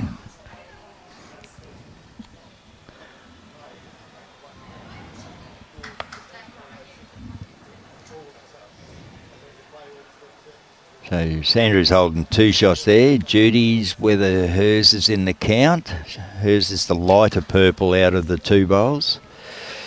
So I'd say Tracy would have cut it back to maybe 2 there. Yep.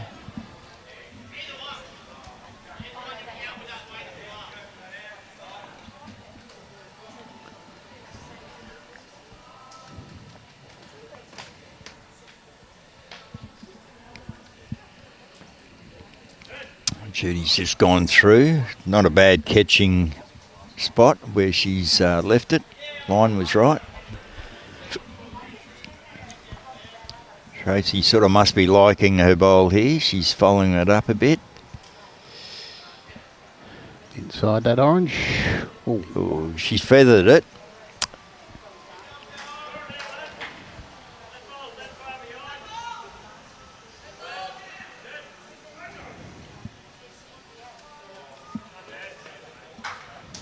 So not knowing your background very, very much, when did you start bowls? I started bowls back in about 1984. 84, right. Yeah, I'm an ex-Victorian. Yep, okay. I used to play Aussie rules football down there, and I broke my leg in 2 spots. Right.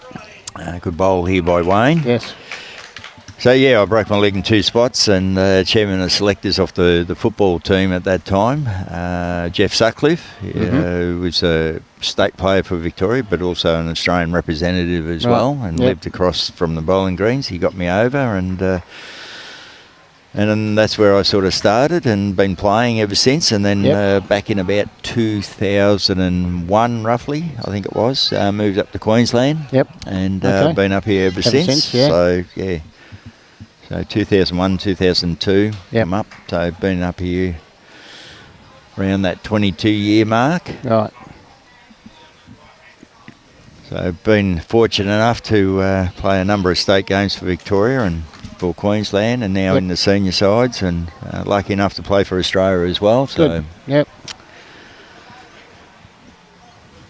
But I just loved the game so much and got out there and practice, living across the bowling green, and just wanted to do very well. And being a younger bloke back then, very competitive, where I couldn't play the Aussie rules sort of thing. Yep. So that's how I got into it. Right. And so I've been playing on 40 years basically. So it's been a long time.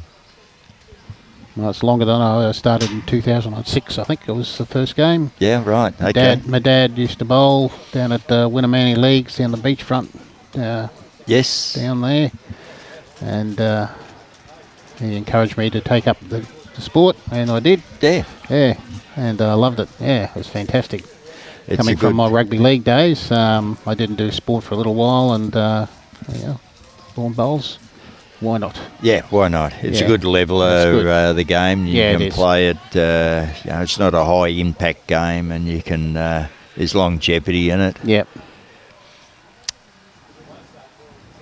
So John's down on his backhand there, because I think Cohen's got a good little shot there on his backhand if he can do it. John will be trying to get another one in there to close that gap up a bit.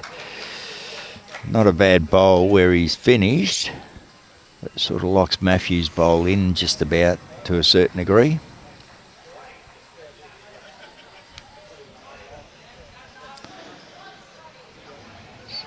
Not a lot of shots in it. The game's very tight across Yeah, I'll just go through links the there. other greens. We got the Bulls on 34, the Power on 27 after a total of 32 ends, and we've got the Edge Hill on 29 over was it Cunnamulla? Cunnamulla, yes. Cunnamulla. Yeah. On 27 Cunnamulla. at the moment. So after 30 ends, so 29-27. And yeah, so some close games. And 30-26 here. Yeah, so it's very tight across the rinks.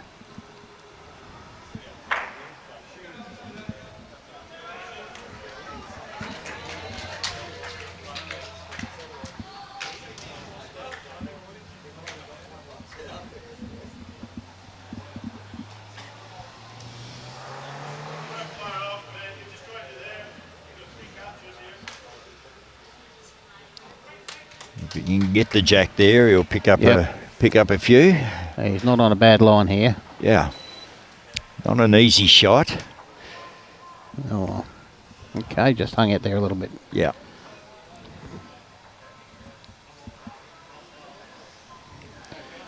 So two balls have been kicked out. 3. Looks like 4 shots. 4 shots to BARGARA.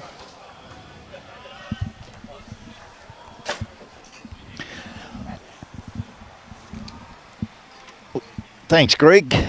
Okay, it's great to just sit at the table and experience this live streaming stuff. So, Yeah, no worries. Well, thank you for I'll your up and leave you, input and you'll see me around the trap. Yeah, and tell us about the club. All the best, and we'll definitely see you here at the club again. Yeah, no worries. They say. Yeah.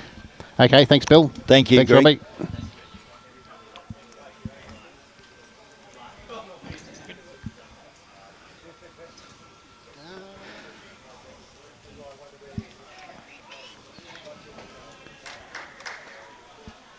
Well, we got another guest commentator coming in, one and only Jimmy C, doing some commentary. So, what do you think? It's 30 all on the scoreboard there, Jimmy.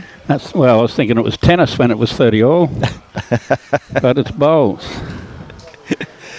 And I was just reliably told from some of the Capalaba boys I'd never be able to get Greg off the seat. Oh, right, okay. I said I could only bump Billy off because there's no way in the wide bay that we would be able to get Greg off commentary. Oh, I think, Greg, when Bryony was looking for a coffee, he said, I'll be back in a minute just to get Greg in for a little bit. Yep. And Brian, he's gone everywhere else except for here.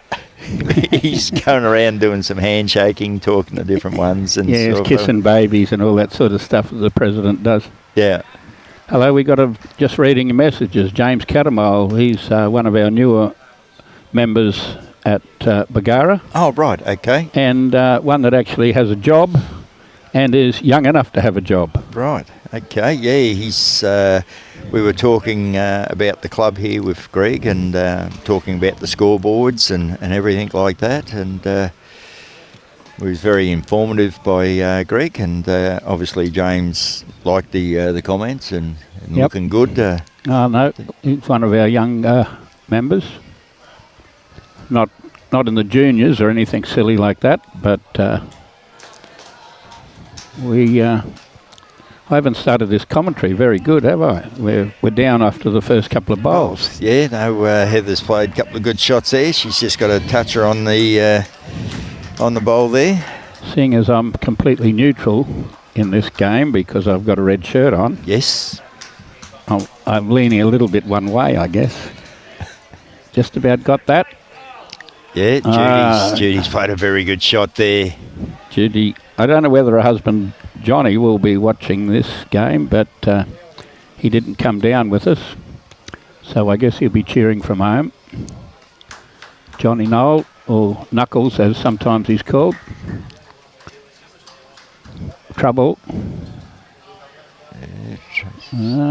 Just getting a little bit, didn't get a big enough run up. Just a little underweight of what she was trying. Yeah. Well, so far in the game there, Sandra and Judy from the BARGARA team, they've been playing quite well, been getting plenty of balls on the head for John. Okay. And you don't know John, do you? Yes, I joined the BARGARA club. I joined the BARGARA club a couple of months before John in 1982. So he's followed you, your brother? He came in after the Commonwealth Games in '82 when Rob Perella put the Sport of Bowls in the headlines. Right, okay. Brisbane taxi driver.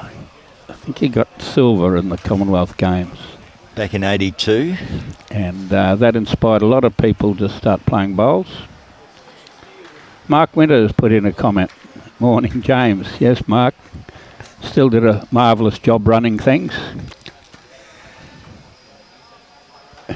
Good. Off their check. Yes, he set a 10 o'clock curfew on himself last night, I know. And he was drinking a little bit of water.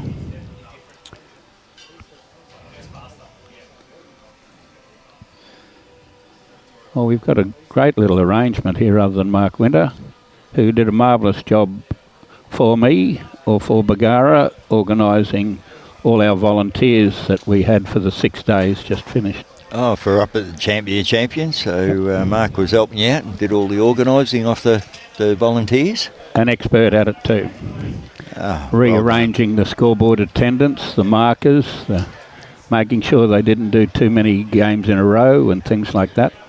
That's good. Well done with that, Mark. It's great to have volunteers on side. Every club needs them, and they do a great job for clubs, the volunteers. Vards has been firing a few comments on there too. Yeah, Vards has been there. And Scotty Kinnear. Mathew's played a good shot here. He would. Can't argue with that for a shot. No, very good shot. And we were talking about the line of his bowls, and Vards was actually one of the ones there that mentioned that he's got using Tiger 2 Pros. Okay. So they're a bigger turning bowl, of course. Yes, the first set of Tigers I saw came back from England, and everybody had fairly tight bowls 5-6 years ago it would have been, and these ones went round wider than super grips. Well, got the right one. Oh, right one, but didn't get the result. We just see a picture of John with his hands on his head. I don't think he enjoyed that. No. Well, he's actually 2 down now. Yes, he's 2 down now. He's got Barney's 2 bowls there and a couple of bowls really deep. We've got a couple of bowls, one of Judy Nowell's and one of Sandra Burgess's down the back. So I can't see much of a reason for John to be short. So you think he'll be playing a bit of weight then with his bowl? I'm not sure how much. He will be playing some sort of weight.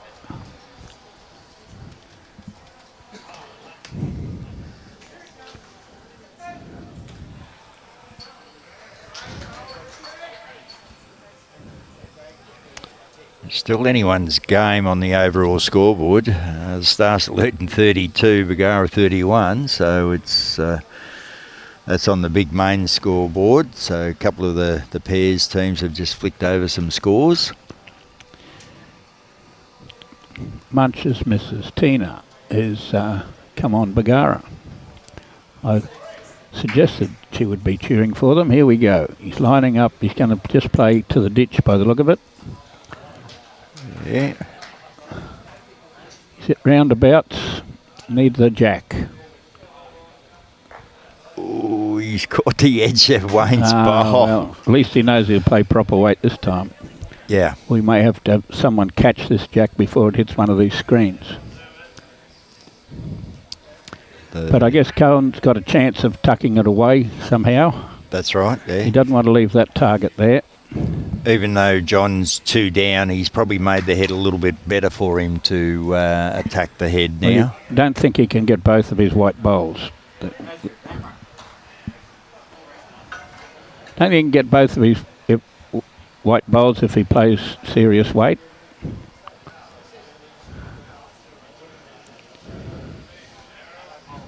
I could take the phones off and yell out from here to give him a few instructions like in the past. Are you the registered coach here, Jim? For the BARGARA team? No, Greg Gallagher is the manager. I haven't seen John run over to Greg there. He's about halfway down the green. I think John's pretty experienced. He's sort of weigh up all the options there, and he'd walk away knowing in his mind there which shots he's going to definitely play. Yeah, well, I guess he started playing district sides in 85, so that'll be 40 years next year. Yeah, he's been a regular player for the team up there.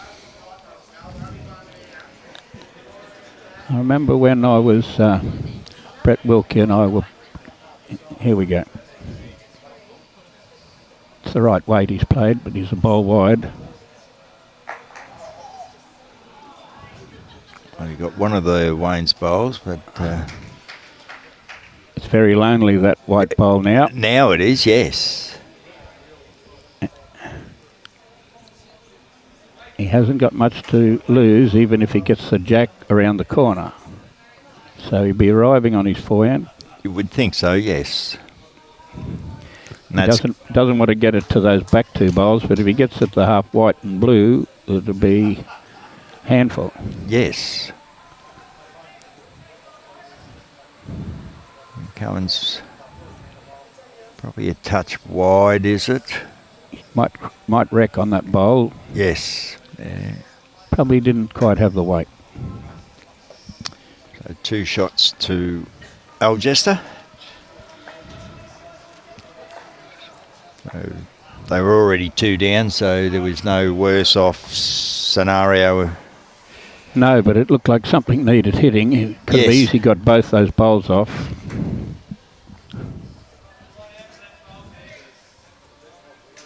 I don't want to be really pedantic, but Mullins has got an E in it for Darren. It's not particularly your fault. It's wrong in one of the books and right in another book.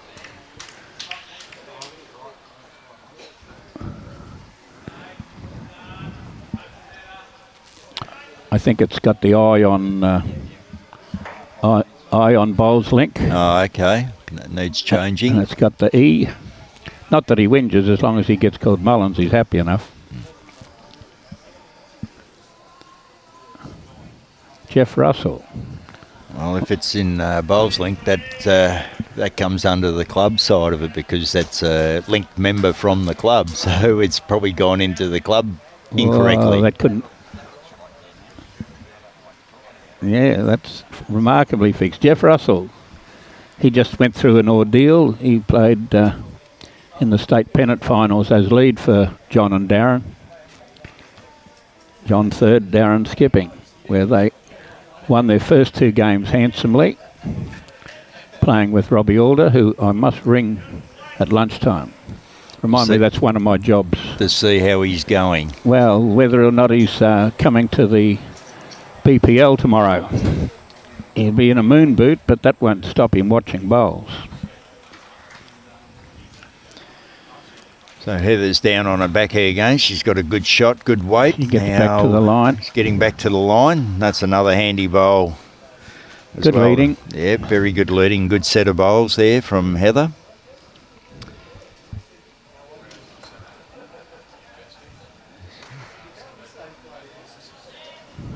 So So if Sandra can keep the same weight and increase that line of fraction there, she'd have a good... She's under again. Just under again. Only just. Just trying to hold there. Kept John interested for a long time. It held better than I thought, but it got across.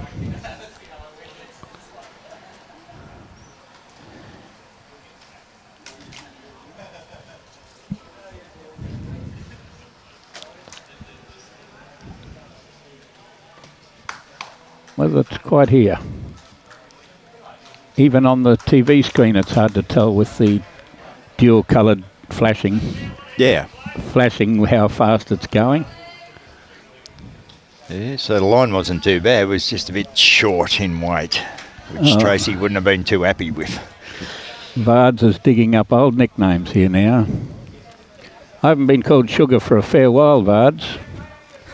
Ever since it was a Premier League game against South-Tweed. We were playing South-Tweed in the Premier League. Oh, Judy.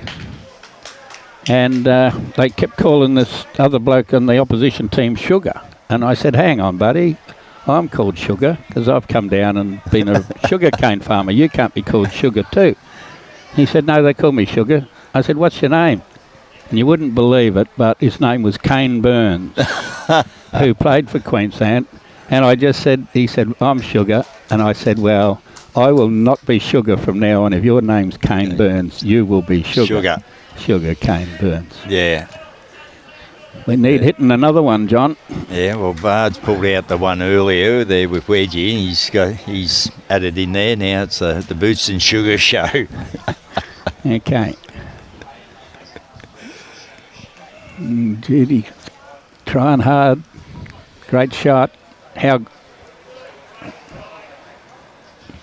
Yeah, very good effort there.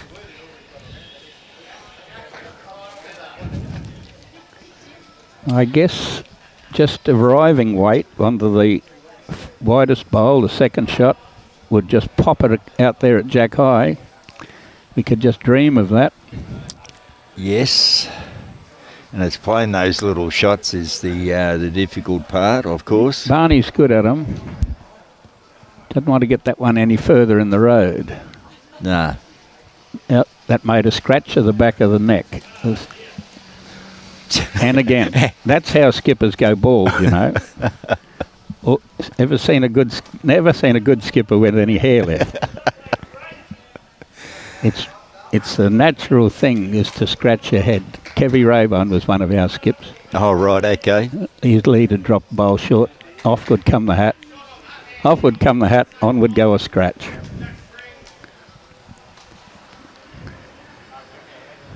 Yes, Tracy, you are so correct in saying such tight competition. Anyone could win high. for here.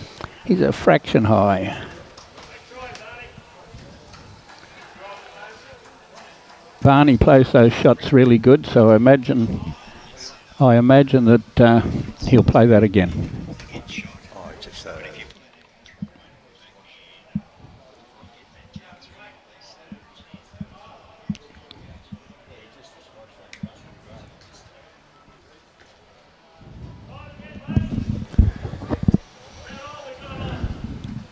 Play it again. That's about all we've got on. Call from the skip. Yeah, I didn't see Barney's last bowl.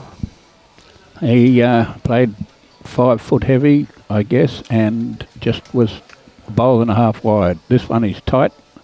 He stuck his hand out to the side. If he got rid of that blocker, it'd be a help, but he missed it. That's right. If he moved Mathew's bowl off the line there, it would have gave John an opportunity to see it anyway.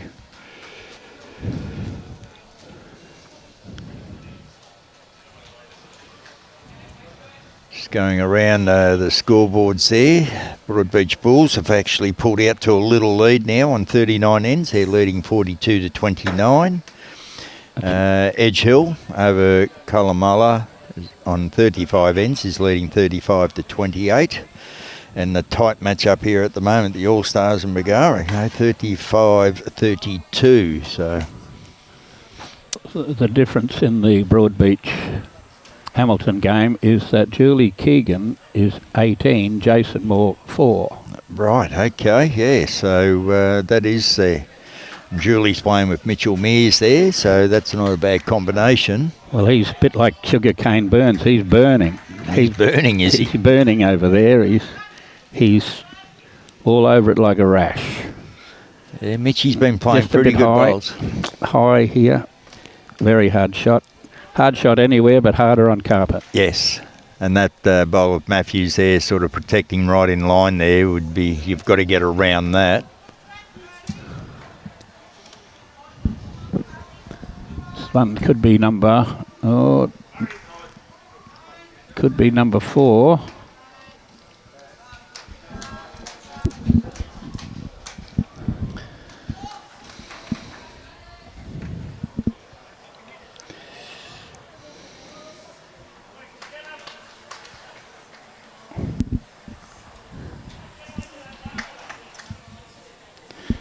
What's John looking for? Well, he's trying to place a bit more weight.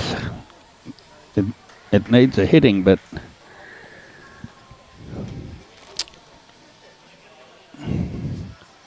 maybe he's just thinking of trying forehand to cut the score down. Because we're guessing that fourth bowl's in. Well, May not be. Judy's bowl just round the corner there at 8 o'clock. yes. Might be fourth shot.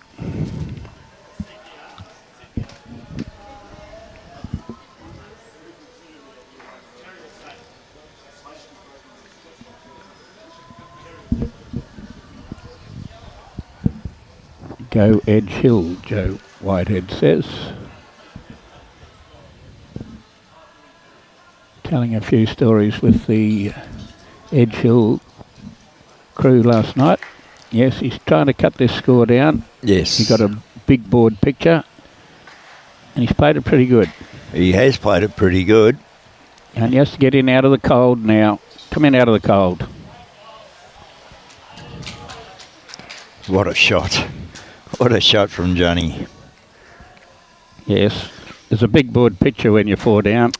Yes, that's right. And there wasn't much on for him. And that was a really good bowl, because the bowl before he played it weight. So to come back to a draw shot after a weighted bowl was I guess really that's good. what you call experience. It's hard to get hold of a bit of experience. We have a lot of our good players playing pennant and team games like this, where there's 3 scores adding together, and you just can't afford to lose those big scores. That's right, yeah. It's all about playing to the master scoreboard, not the individual rink boards, but it's the overall board that you play. And that's, as the team of 8, that's what you should be doing. We just lost a score over there of 4. But we have Pitsy driving at the head. I can't cheer for that one because the whole of Algester's clapping. Yeah, so he must have played a very big bowl there.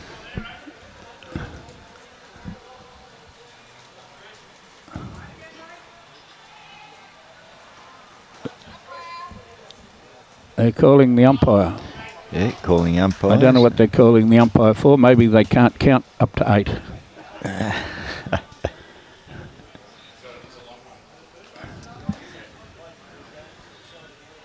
Righto, Sandra. It's somewhere there. It looked like it started in a good piece of territory.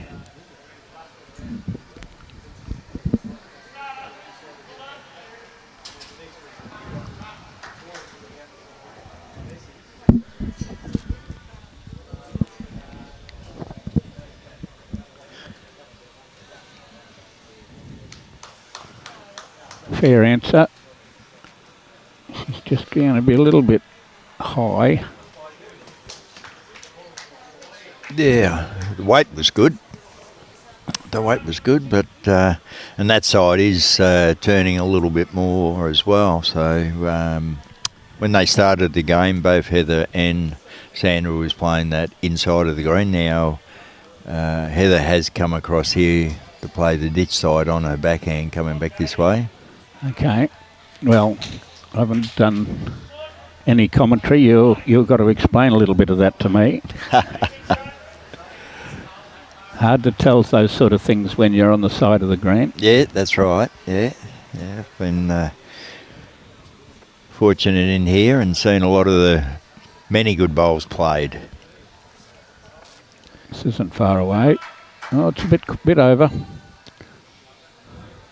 I was thinking it had about the right grass, but it didn't get us back as far.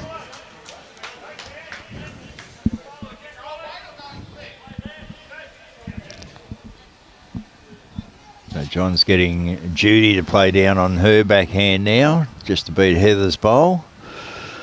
She's got Sandra's bowl on the run. She's just across.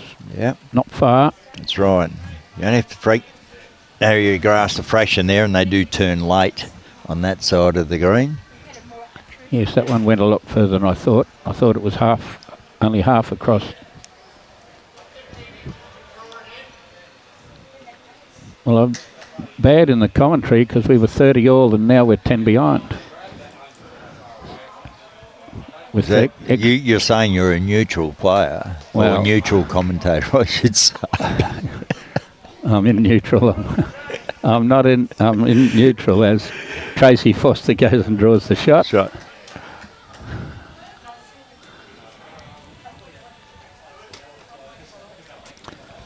We've had great tussles with Algester in this competition. Judy Nowell, roll over.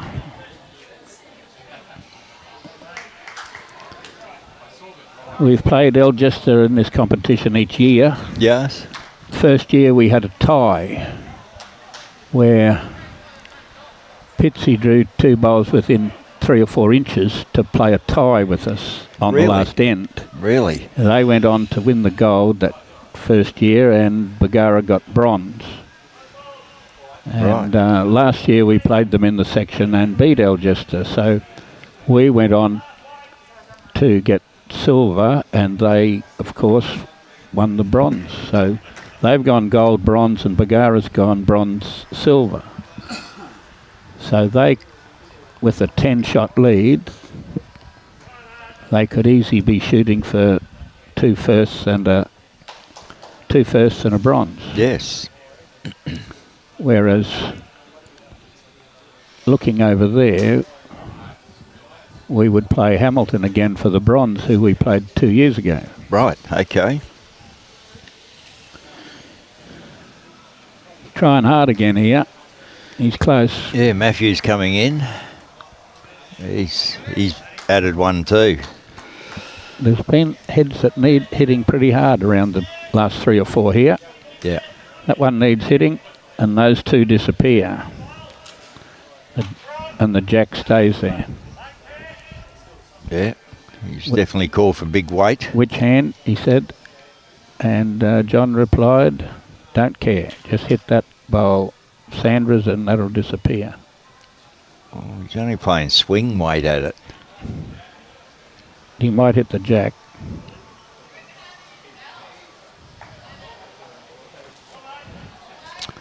One at a time's good fishing, someone once said. Yes.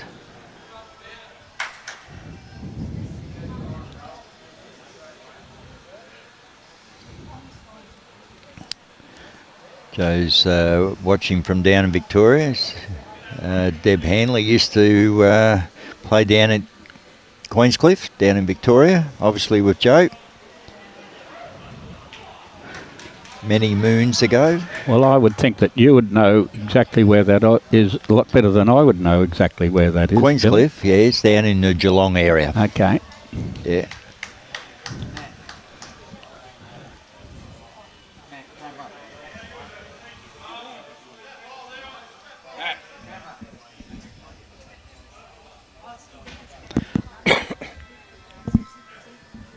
Could you stand right in front?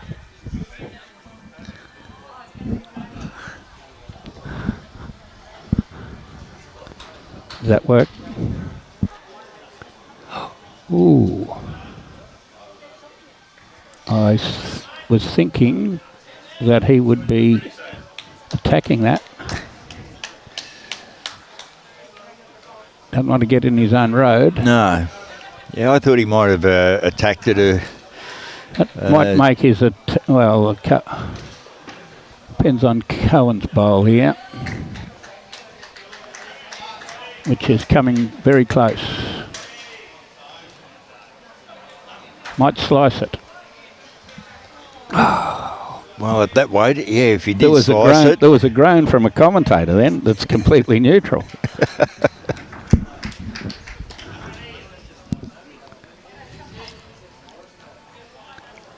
Hit it. You get it off your own bowl now. Yeah, exactly. That must go onto the white bowl, that Charlie. Yeah, otherwise it looks a little like it would go past the white bowl on the screen, but if it was going past the white bowl, they would be playing more weight.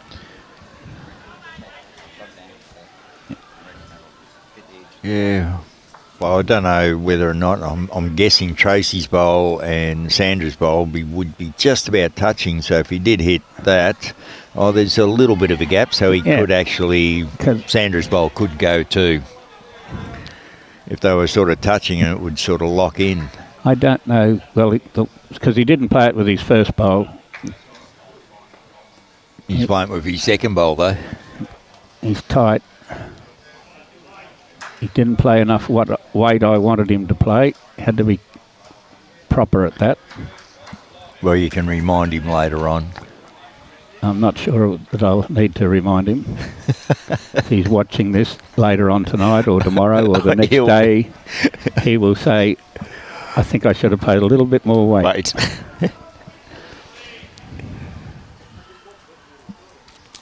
Yes, they're sneaking away on us in the other two rinks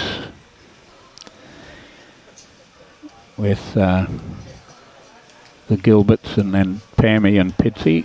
Yeah. 6 and 7 in front. Well, actually, over on Pitsy's rink, Darren...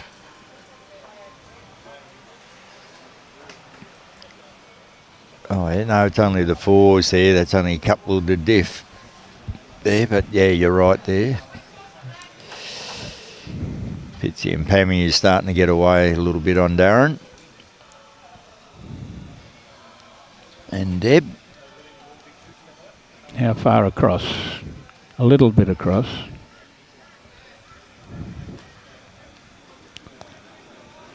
Dean Hill. Yeah, we can. If I tell that story, Dino, nobody will believe it. One Saturday morning, Dino needed a brickies labourer for a couple of hours. And I must have been drunk the night before or something or other to say yes. I was nearly hospitalised. I was nearly hospitalised. It's just a little 2-hour job. I just need someone for a little 2-hour job. 2-hour job? 2 hour job as a brickies labourer. This is only 6 years ago. Good bowl here. So was the job only still 2 hours though? Well, he did the work of 1 3/4 people. Of course, but don't have to tell that story. He had to work that hard. He had to work that hard with me being his brickies labourer. He nearly had to be hospitalised. Great bloke, Dino. Great stalwart at Malula Bowls Club. I don't know whether he's coming to the Bargara 4s or not. We've just about filled that Bargara 4s on Australia Day.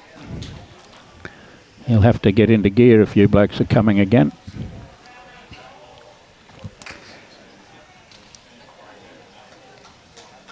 Sandra's been playing pretty good down on that back end, but she well and truly missed her line with her second bowl then. So yeah, Tracy's sort of punished us with a yes. Give me a free shot and I'll do it.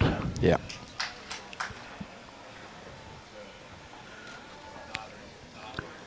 So Judy's on the mat. Can she recover their head a little bit for John?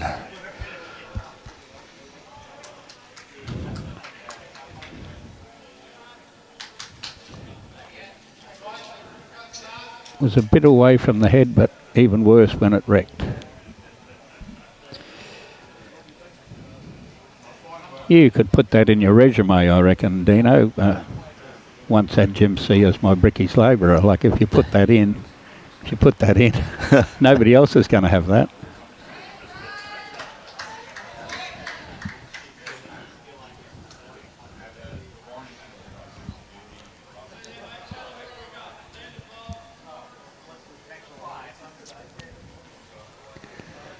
Corrected a line.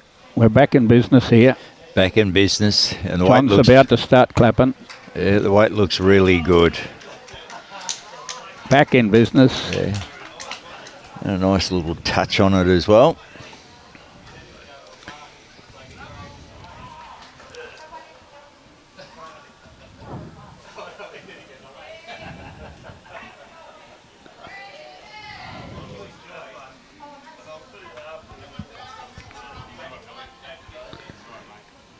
We were saying originally the match committee had this event down as a win 2-1 situation.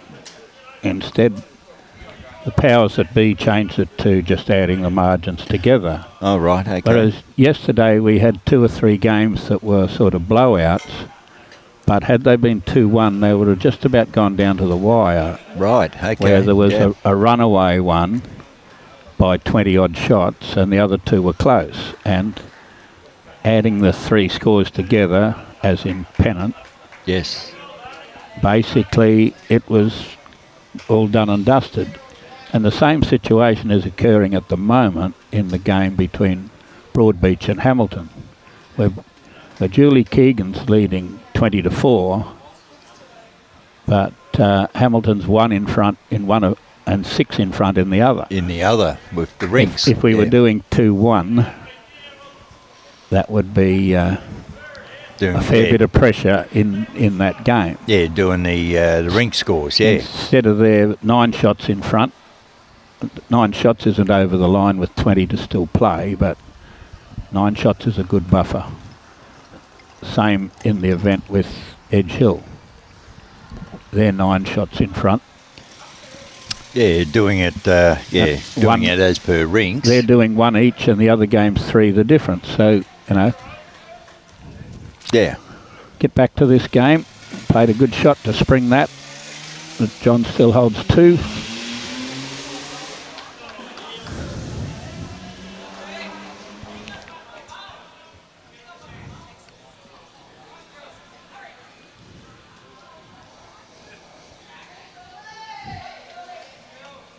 See if Cody, I think Cody is holding.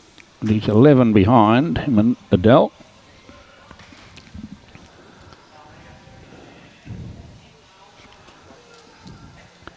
Oh, we're arriving.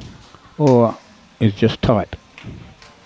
Just a little bit tight. I think, yeah, they're the bowls he's trying to beat, of course. He had good weight to do that.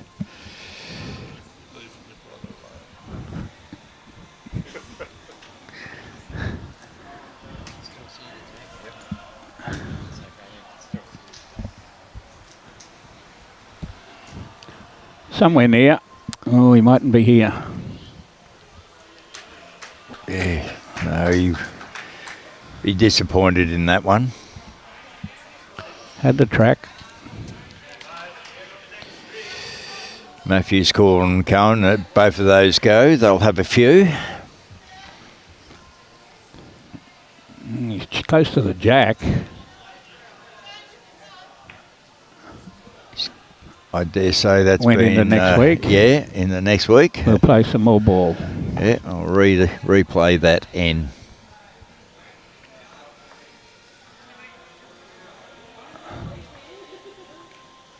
Alan McFetridge.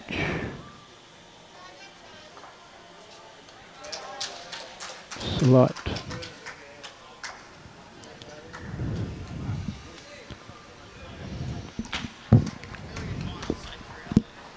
I'm not sure how many Cody scored then, but they have the mat. And Adele's taken the mat back to the 2 metre line. We'll try a change of length, obviously. And stage our comeback. Everybody's got 7 ends to play. Well, I suppose they've got 6 because they haven't got their score on the board yet.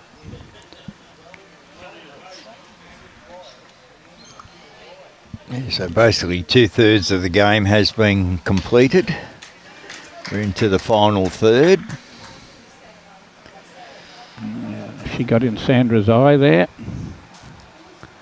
She's going to change to the ditch side. See if she can get out wide enough on that hand.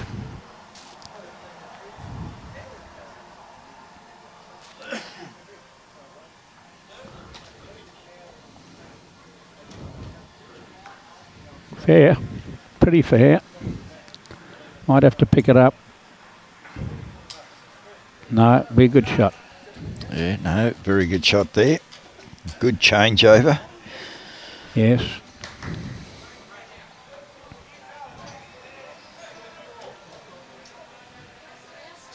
Well, that's going, but it might be going with the jack. No, it's just going. Yeah, just slipping underneath.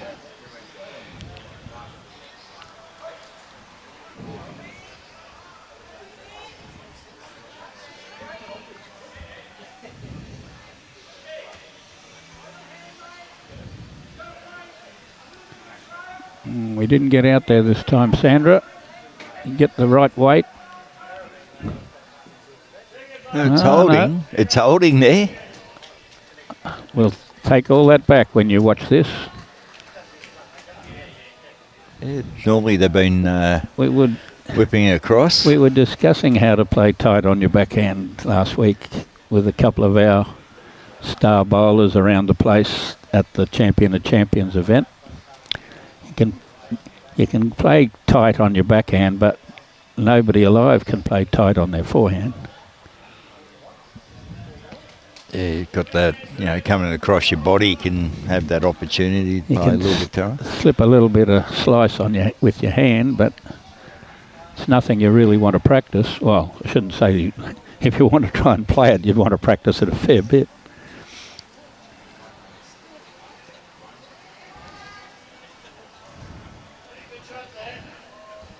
Skipper was pleased.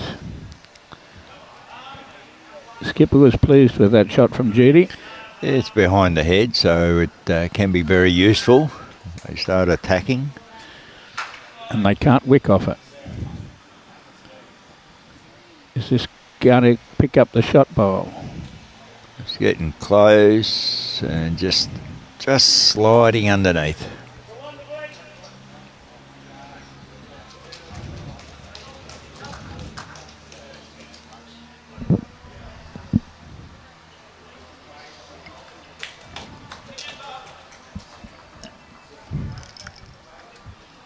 We just have the Minister for War has slipped away for a little bit. But we've picked up on both the pairs games. So the difference is about 8. Let me try and read them.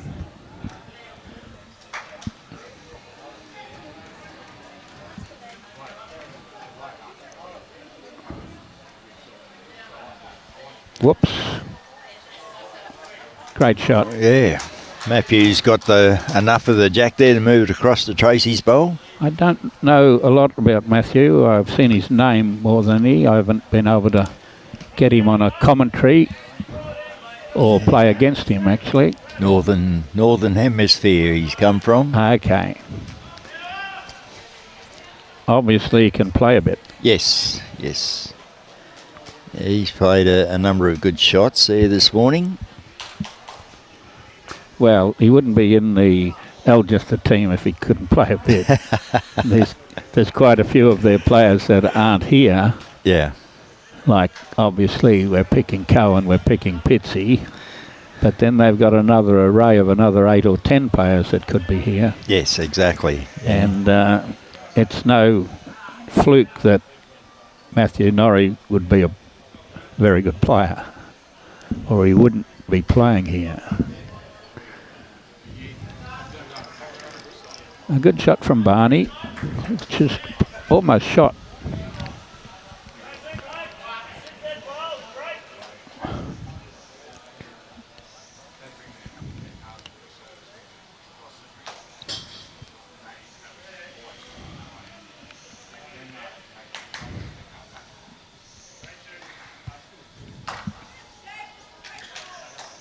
Deb Hanley's drawn 2 on it in Munch's game, so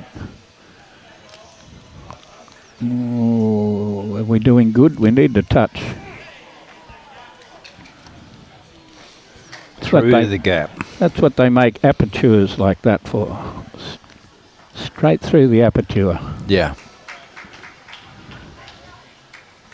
Now we got a picture of Barry Bird, right in the background. Sandra's husband, ex-professional golfer, as she was. Has some good golfing stories on people who played the last round in the majors with.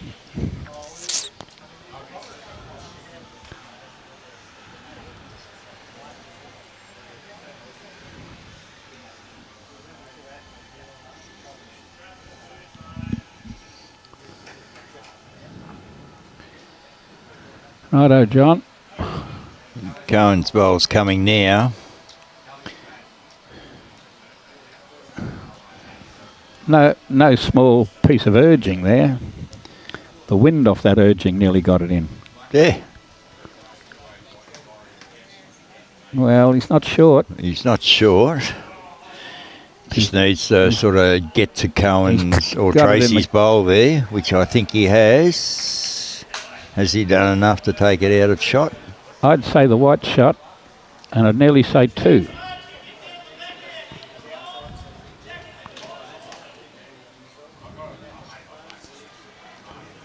Mightn't be shot after this one, but this is pretty close. Yeah. Yeah, coming down. Needs to stop for BARGARA, and it did. It has. Let's see what Barney's going to say here. Okay.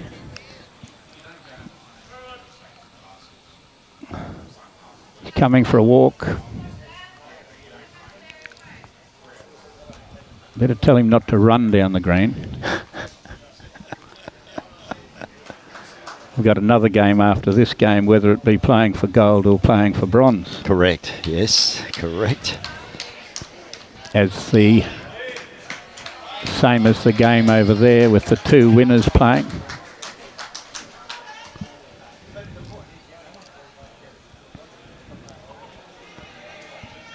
The 2 undefeated playing over on the far side with 10 the difference to Broadbeach against Hamilton.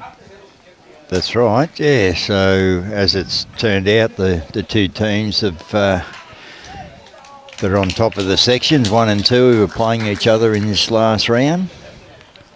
And Edge Hill's got away by 17 shots in theirs. Well, that needs a fair bit of weight to get to that bowl because it's got a...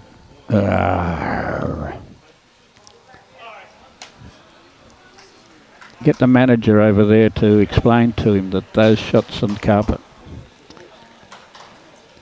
Mathew's from North Scotland.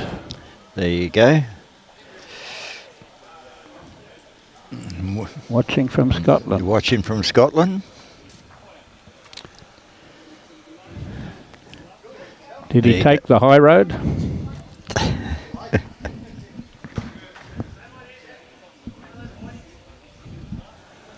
So I knew he was from the Northern Hemisphere, but I just didn't know where. So thank you, Rosemary.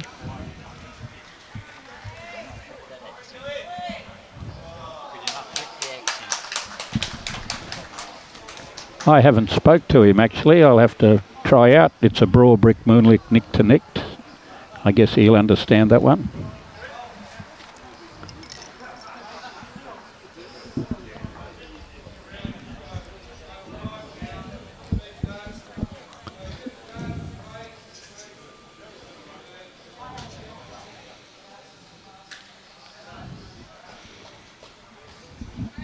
Thereabouts for a first bowl.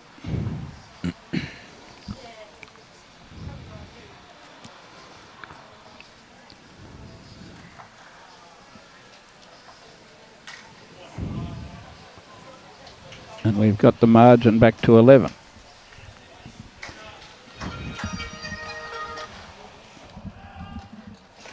Well, I'm going to make a move, and I'll get President Brian to step in my place. So he'll do a bit of commentary with you for a little bit, Jim.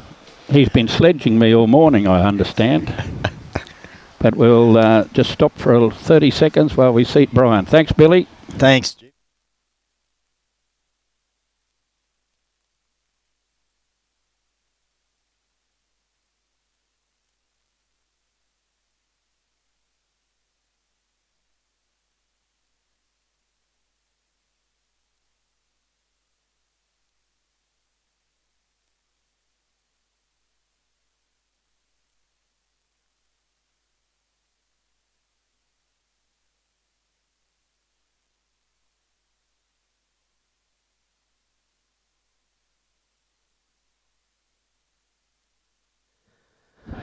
Well, how is everyone?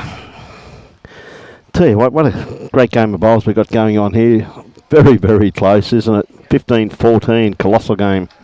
Been some great heads. I've been very kind to co-commentator Jimmy C here this morning. So we see Tracy Foster on the mat at the moment. Not far away with this one here, Tracy. Beautiful line on this one here. I'm wondering if I should turn you on or not though, Jimmy. Well, I better put the volume up, I guess. Well, Jolly good morning, mate. Yes, they're playing very good bowls in this game, both sides. Been some colossal heads, Jim. Both sides, and my little bit of listening this morning would... most of your commentary was just sledging me. No, I wouldn't do that, Jimmy. Made them one for you, mate. You know that. I was only figuring out how I was going to get square, but now you're so close. Yeah. What a game we got on our hands. There's Carla. Good morning, Carla. How are you? Serena had the bye this morning. Yes. Whereas they got beaten pretty comprehensively by ALGESTER, and only just from BARGARA yesterday afternoon. Yeah, it's a very good fight back from the Serena. It's great to see them here also too, though, Jim, representing the Mackay district. Brian Adams, hadn't seen Brian Adams for a long time. He always played in our BARGARA tournaments, and when Brian Adams had the #1 singles on the radio, we always wanted him to sing. He's ended up... He got belted in the first game, and then he played John yesterday all the way through, very close, and an umpire's measure gave it to John on the last end. Yep. So Brian was...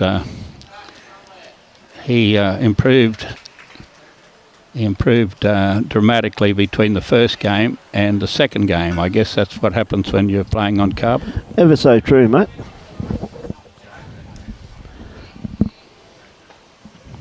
Yeah, they're playing pretty well, both teams, in actual fact. There's only one shot in it. I mean, it was a unanimous decision this morning by the BARGARA bowlers that you come and commentate with your brother playing. So, well, when I say unanimous, Johnny did vote against it, and it surely was an intimidation factor on your brother's behalf, making sure that Muncher couldn't vote, mate. Well, no. So we put that down as that Muncher abstained from voting. Well, he's still unhappy about the one... you having the microphone? Famous one when he was playing Georgie Hoth, late Georgie Hoth, George one Hoth, of our champion mates. Absolutely. And John had to roll a bowl over for shot, and he stood it up and it fell back. Now, I'm sure I was commentating with you. Yep. Because my comment on the bowl was, wouldn't have bruised a grape. And you said it was a marvellous shot. It was just unfortunate the bowl sat back down. And to this day, he brings that up any time that... You say something? Any part of... When the word commentary's mentioned, he goes off his tree at a... Wouldn't have bruised a grape. Wouldn't have bruised a grape. He's given me a bit of a call out to his family members that are home, which is Mel.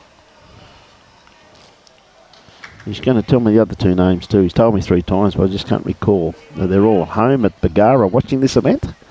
So a big call out to his household up at BARGARA. He's been under a bit of pressure on these heads the last however many.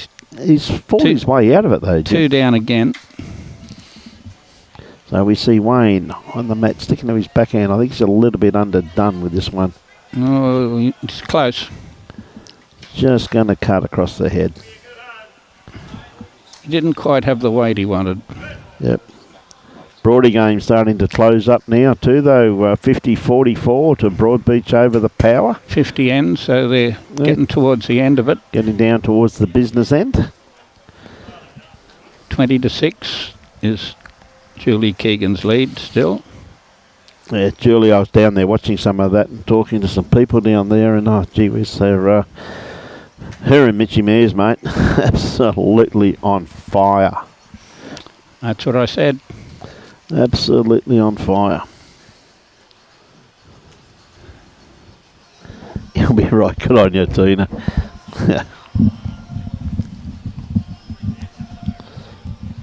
Anna Chernoff. Looks great. Margaret Wardop go the hill. Right, Cohen. He's not far away from this. He might bring it. Oh. Well, that's a very good bowl there from Cohen also too. I don't know how he got through there without touching anything though, Jim. Great little replay there. Yep. Right, John seems to be in the area. Just got to keep working his way back in now.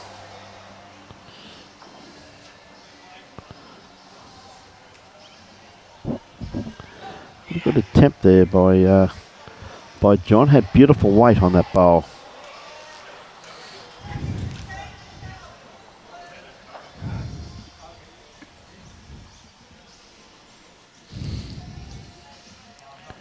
Okay, Cohen, big weekend he's had. Pennants Friday night in Melbourne. Back here yesterday morning, bright and early, Jim. Well,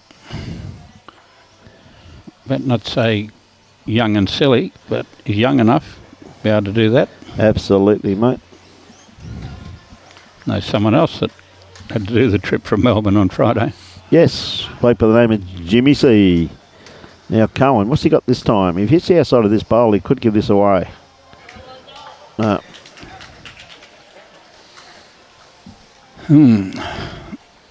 They're just looking at that head and trying to imagine how it can get out of this. Yes.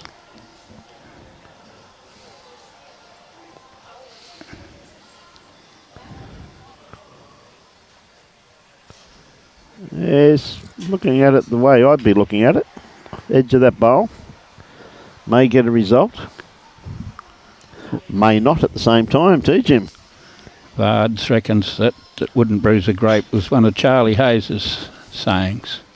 Right, Vards. I think it's everybody's saying at one stage. How you going, Vards? Hope you're keeping well, buddy.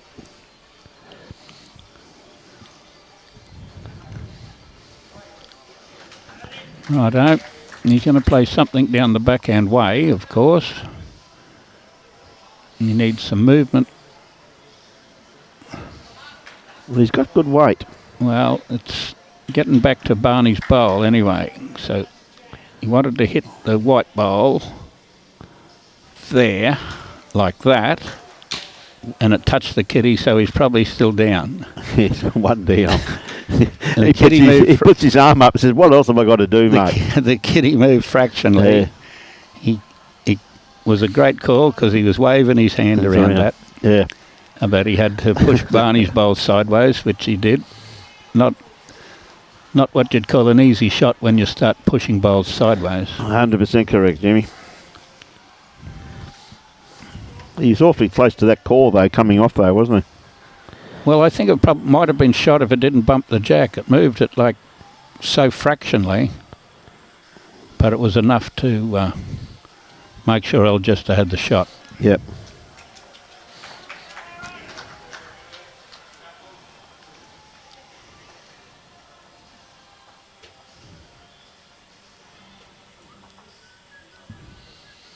Okay, we've got Heather Bailey on the mat at the moment.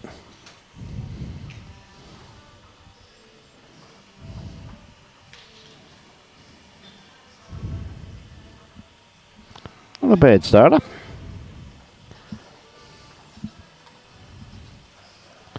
Isn't it amazing over there? Just as the power were catching up, now all of a sudden, Broadbeach have jumped on them again there, Jim. Yeah. And of course, Ed Chill up 52 to 42 over Cunnamulla. Well, they were 17 before, so they've closed up a bit to 10. Yep. And the other was 6, which has jumped to 12. And Algester's just got a big enough break at the moment to start thinking they're going to win by 12 shots across 3 games.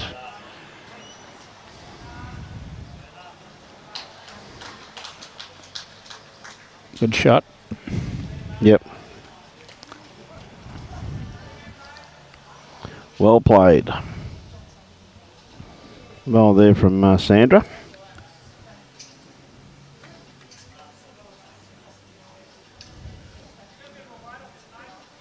Just got to arrive. Maybe not. Had the crack.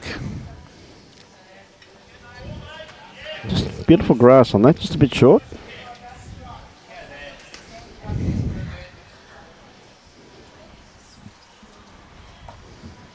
Little bit of that breeze. Very nice when it comes, isn't it?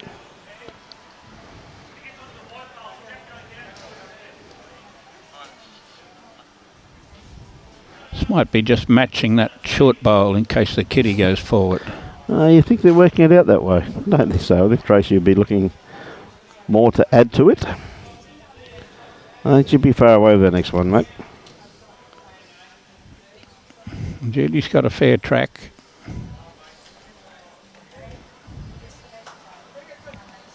We'll say that little bit of breeze I could feel is coming from the right-hand corner of the screen. Yep.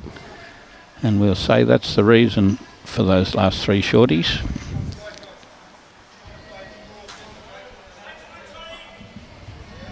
It is a nice breeze, though. This one's going to get a nice breeze. It'll get nearly all the way with the breeze behind it. Bowl here from Tracy. Beautiful correction. Yes. It's stuck out a bit. We think somebody's going to beat that, and soon. Whether she's wide enough. She's going to hit into her own front bowl by the looks of it. No, she might get to the orange one. You're right. Don't you hate it when I'm right, Jimmy? Ah, damn it.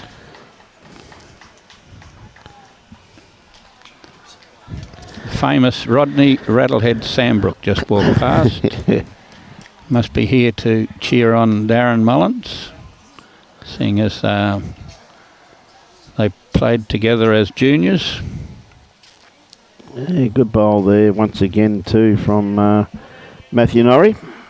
Rattle being a very valued part of our Premier League side, Premier League winning side too at Hamilton. Okay. Back when you used to play bowls.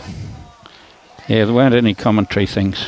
Wish there was in those days, Jimmy. A lot of good stories would have been told. Passed around, kicked around. We're a bit passed around and kicked around at the moment. We've got an orange bowl out to Jack High, and then... Tell you what, Matthew's played this well again too. Watch it start working its way into the head now. Once again too, applying a bit of pressure, aren't they, to John? Well, that's 2 very good bowls there from Mathew. Barney's got to play something, 5 down. Yep. Anne Marie in from Ballina. Yep, Anne Marie Kane. G'day, Anne Marie. Great to have you on board. I still call her Hardy. Now, it depends upon his weight. Well, it's just starting to go now.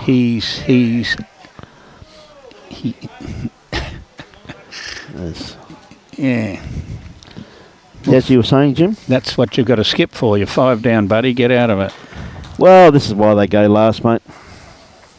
Well, I would almost say that he's going to be 6 down, not 5 down. Did you think so, eh? Well, so you're back in Cohen. There's one in Cohen's hand. I don't know whether he'll bother covering the back. The big board needs a bit... There's a little bit of comeback there. We've gone from 12 to 7.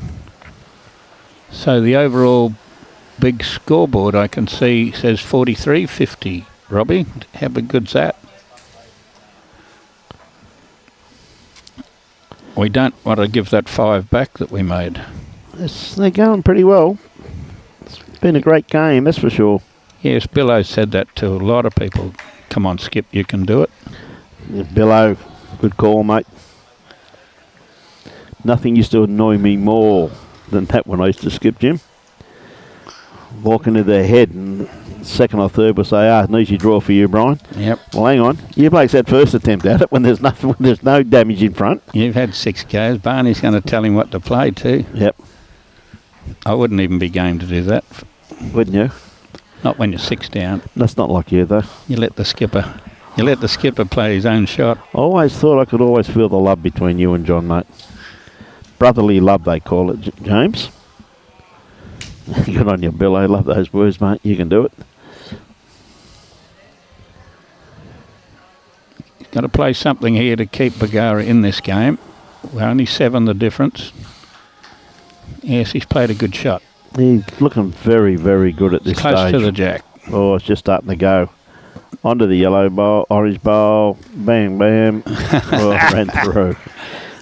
Ooh. Looked pretty good at one stage. Having a serious stare down the green at the bowls. A lot of clapping. Yes. A lot of clapping on the Gilbert team. I think that Denise has taken off where she left off yesterday. She played some outstanding bowls yesterday, Jim, when she was on the live stream, mate. She really did. Okay. Now, Cohen, is he going to make it more difficult for John? I'm going to get to the orange bowl, I would think. I think that's what he's after by the looks of it, mate. Just going to sneak around the back. No, he didn't quite. No.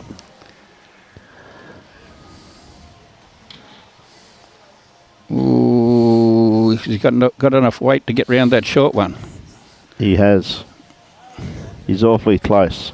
Don't tell me. Oh, that is so unlucky. He played a bomb there. Absolutely. This game can be so cruel, can't it? Take out those 3 for a start. That was a great bowl from Johnny Z. Really was. Barney's still got his hands on his head. Yeah, 3. 3, yeah. Well, he eased the damage there, Jim. You got to give him credit for that. And so unlucky. He just caught that back bowl. I don't know about ease the damage. That was nearly a knockout blow. Yes. Well, it's 52 ends. If it had been in the ring, they'd had to stop the fight after that. Yeah, well, that's true too, mate, yes. Yeah, see, the Edge Hill Cunnamulla match is starting to close up too. 52-43. Down to 9. To Edge Hill over Cunnamulla at this stage. So it's great bowls being played over on that other green. The Bulls, once again, have just jumped away from power there, Jim. Yeah, well, they've only got 8 ends to play. Yep.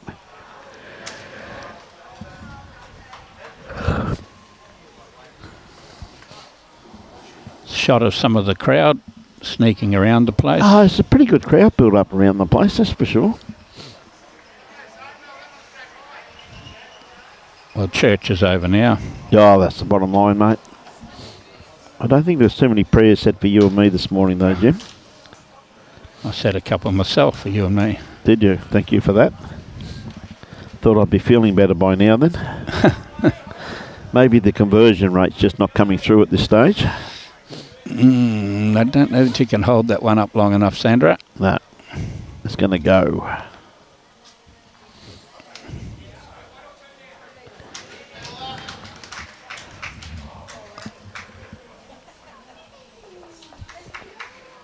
Now Heather just needs a little bit more grasp with this one. Not badly weighted with her first one.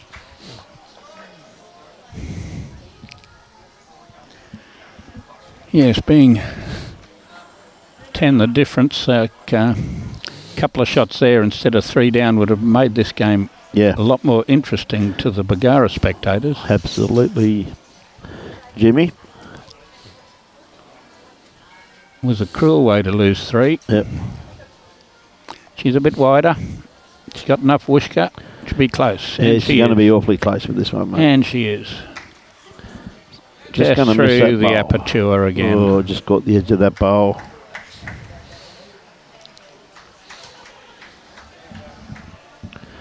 Just caught the edge.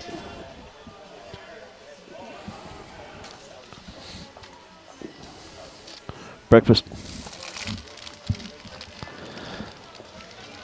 There. Well, Jimmy's had breakfast. Had his Scottish breakfast. Didn't even bring us back a Big Mac.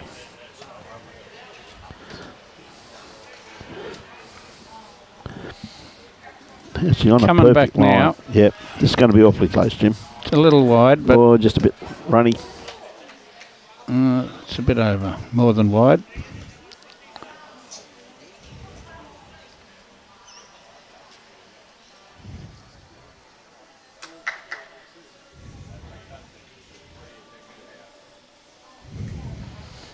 Tracy's not going to be far away with this one, Jim. What a great bowl. Oh, just caught the edge of it.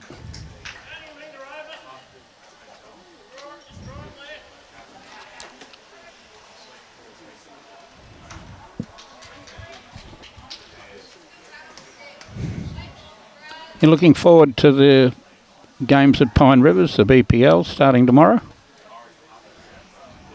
Oh, you're eating. Should be an absolute cracking week of bowls up there, Jim. Good shot, Judy Nowell.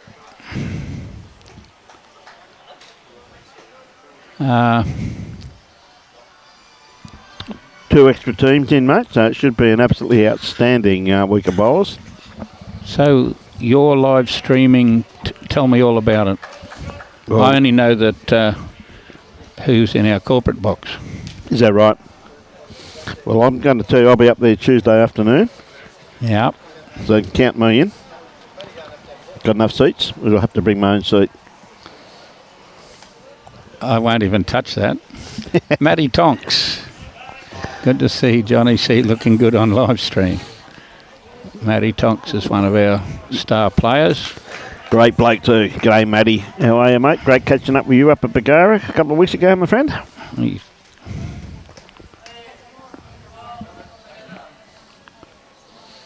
Goes pretty well too, young Matty. Yes, so There's another Matty, but he's going across for a change. He hasn't been that far away in many of his shots.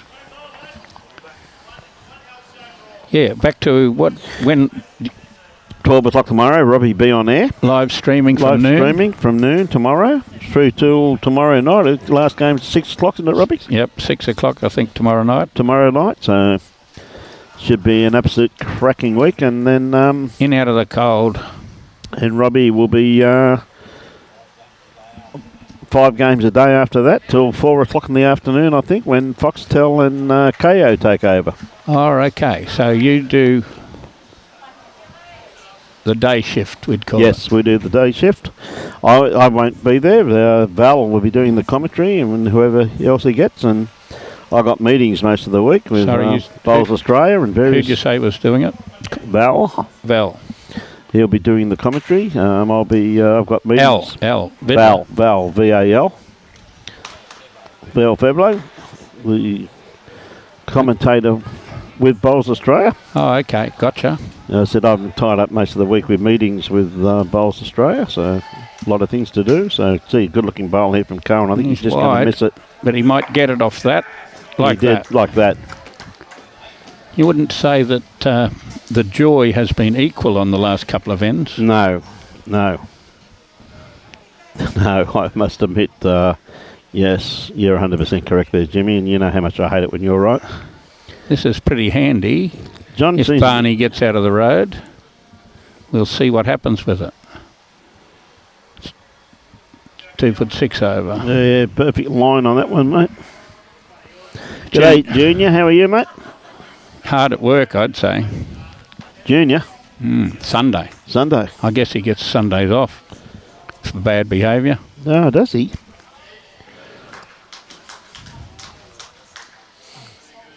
Cohen once again. Look at this for a bowl, Jim. Surely John's going to get dirty soon. Well, he's got a draw again. They're still in the swim at 11 shots. And he's it's on his shoulders to draw very close too.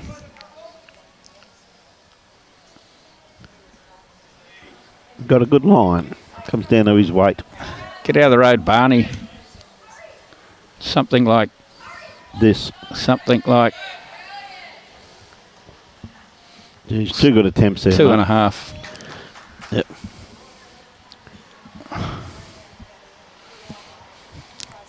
He likes 3. Well, they've taken the 2. The jack-high ones are always a bit closer than the long ways ones. Joseph Usher.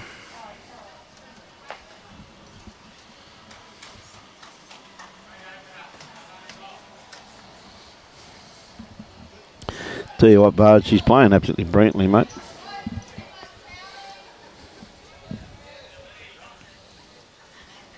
Get down a bit. Get down in the middle of the bowl a bit instead of high up.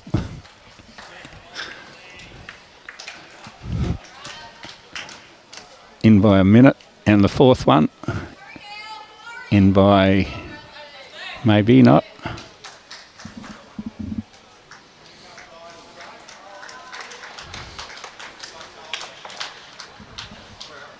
They're not going to tell us. Going to be 4, I think. But I'm not sure. Yep.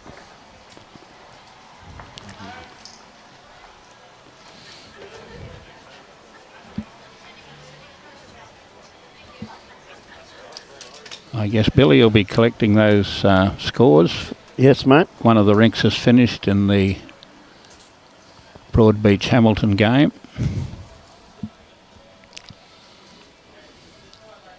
And here we've played 18 ends, all 3 games. Yeah, it's all basically in sequence, aren't they?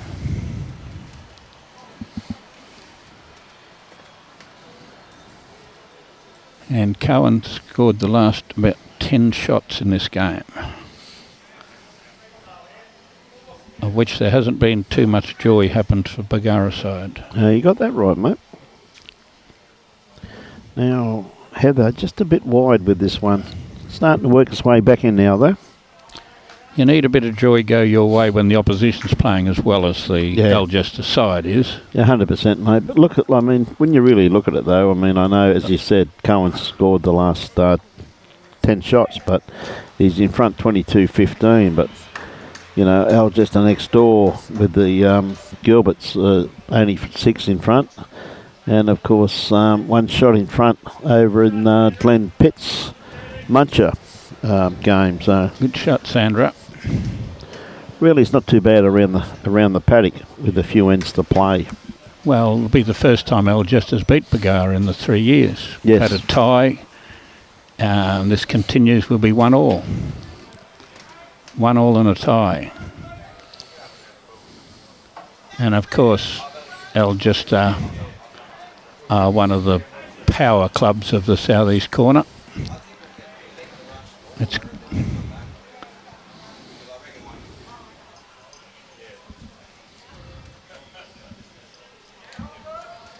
yeah. What can she do with a second bowl? The first one wasn't too scrappy at all, mate. Fard said it was 15-9. So he's lost 13 shots on the trot. Okay.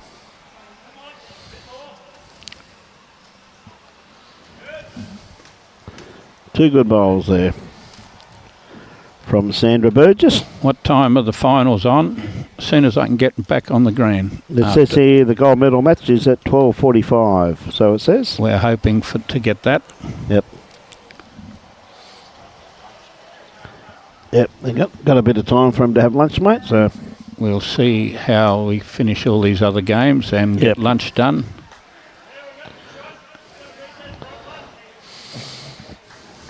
Been a fantastic morning. Quality of play's been outstanding, Jim.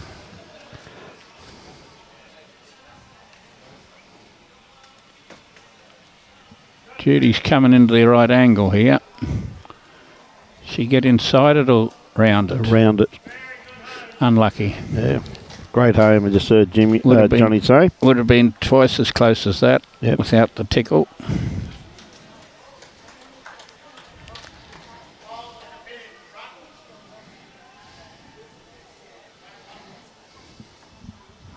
Tracy get around it? Just around it, yep. A couple of good bowls there too from Tracy. Tracy Foster from the ALGESTER Bowls Club.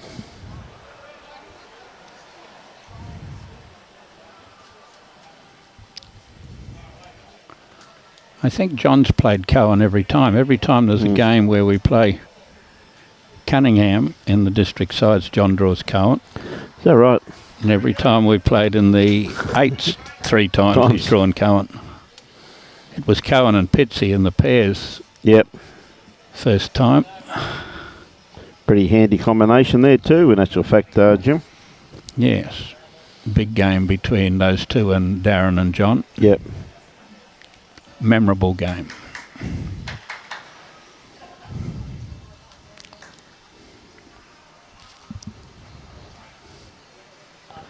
Looks like a bit of a positional bowl.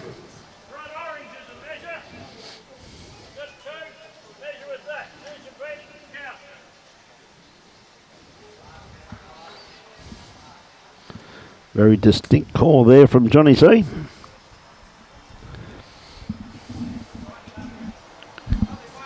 We've got 2 and a measure.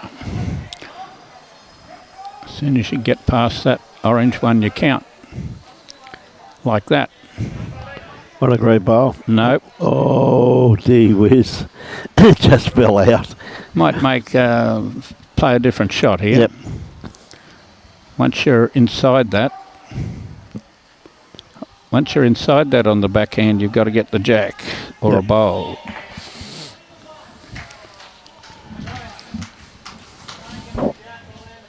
Too many gaps, or when it's going with you, you just get the bowl or the jack. Yeah, bowl or the jack. And the gap is 15, 16 inches wide to hit the gap.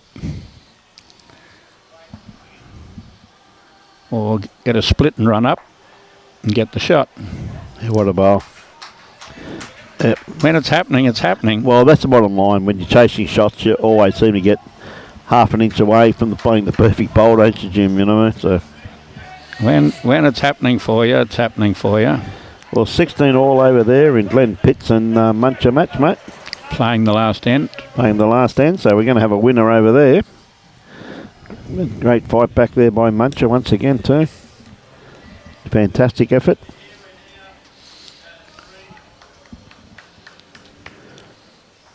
Somewhere, Barney. Pretty close, I reckon, Jim. Somewhere. Got it clean. Oh, mate. Unlucky with that, in my opinion. Again, he just locked into that back bowl, Jim. Exactly what he didn't want, didn't he? Well, they've probably got shot out of it, but yes. One shot mightn't be enough. And now it's wedged in against Judy Nowell's bowl. We can't get that out. That's the bottom line. It is wedged in there, mate, yes. See, as soon as Junior McMahon put a comment on there, nobody else wants to put one after him. He stopped all more comments coming through. Is that right, Junior? That's not like Junior. He's a comment stopper. It's nothing like Junior, isn't it? Junior's my mate. I put that up and turned it off. That's what he's done. What do you reckon? Nobody's game to follow him in.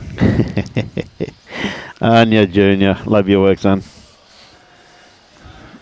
Right, Cohen, going to play a little bit of aggressive weight down through here. He's going to arrive somewhere near the kitty. It's his plan. Sits on that one.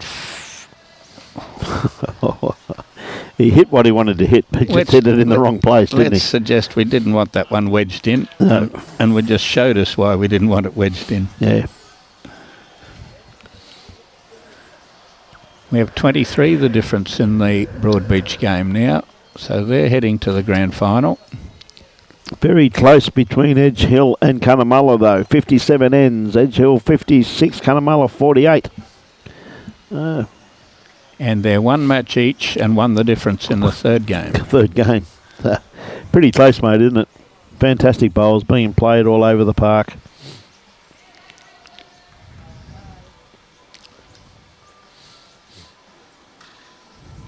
John's playing the same shot. Yep. He's played it very similar too. Had to get inside that. Oh. Well left, Johnny.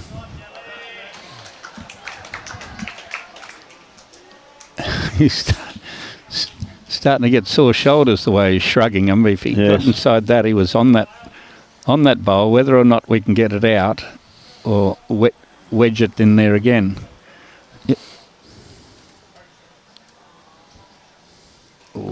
Geez, that's a great bowl by Cohen. It's not worth anything now, that bowl. That bowl's not worth anything. There you go. What's Michael saying there? Oh, Michael Brethren, if God doesn't want you to win, you won't. Not much luck going Bargara's way. He's trying to draw a second one here, but he's a little bit like a safe skipper's shot. He didn't want to touch any jacks, and they've got the mat. They've hardly had it. Well, they haven't had the mat since I started commentating, as if I'm going to hear the end of that. No, well, Junior still breaking all the comments. Yep. He could break anything, you know. Junior. Doesn't want to change too much. Brian Chapman. Haven't seen Brian Chapman for a long time. Yeah, g'day Brian. How are you, my friend? Great to have you on board. All the way from Capalaba Sport Club. Up in the Gateway District. There we go. Nigel Charman. Looked out for you and sorry I missed you. He mustn't be a very good shot. There you go. He must be talking about you, I reckon. Oh, I don't know Nigel. I'd say it'd have to be you. He probably knows you, I reckon. I reckon he does. Everybody knows you, Jimmy. If he said you missed you want to get the sights on your gun checked. Yeah, mate. Good starter. Yes, good starter there. Not far away from Sandra Burgess. This lass here's had a pretty good game too, though. Heather Bailey. Yes, she's been good. Both these girls have had a great tussle up front. And again. Not going to be far away, Jim. Just a fraction across. Well, take much to pick up that kitty, mate.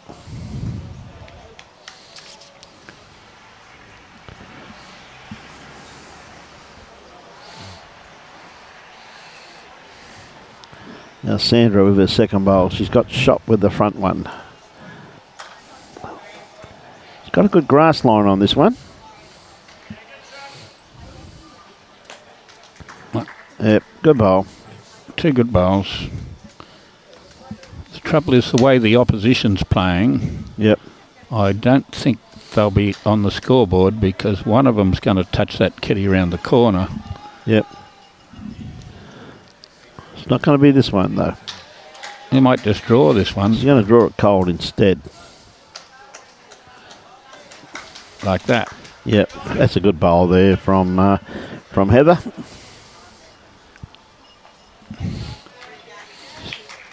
Steve Eisenberger.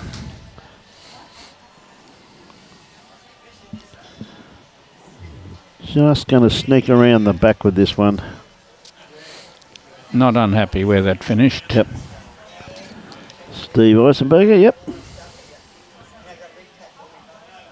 What are the brothers' names of the greenkeepers at in the Sunshine Coast area? It's not Eisenberger, but it's something similar to Something that. similar, though. A bit shell-shocked at the moment, mate. I just saw Mitch Mears walking down here in a pair of shorts, mate, so just trying to get my head together. Surely someone could donate a pair of long pants for this afternoon's game, mate. Come on, Judy. Get out of the road, John. We want to see it just go through the gap. Yes.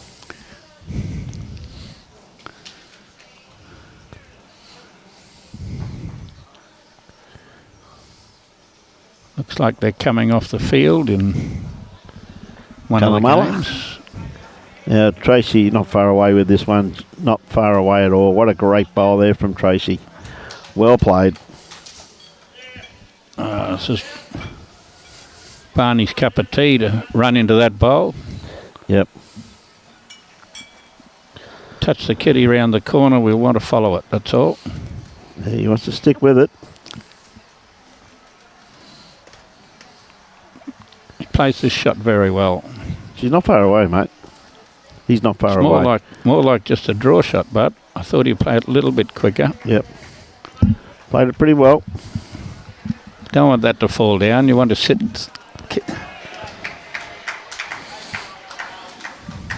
that on the forehand and make a number. Yep. I didn't see who won over there. There was a lot of clapping went on.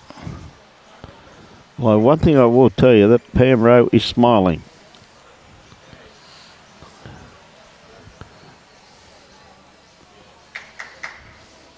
Good shot. Yep.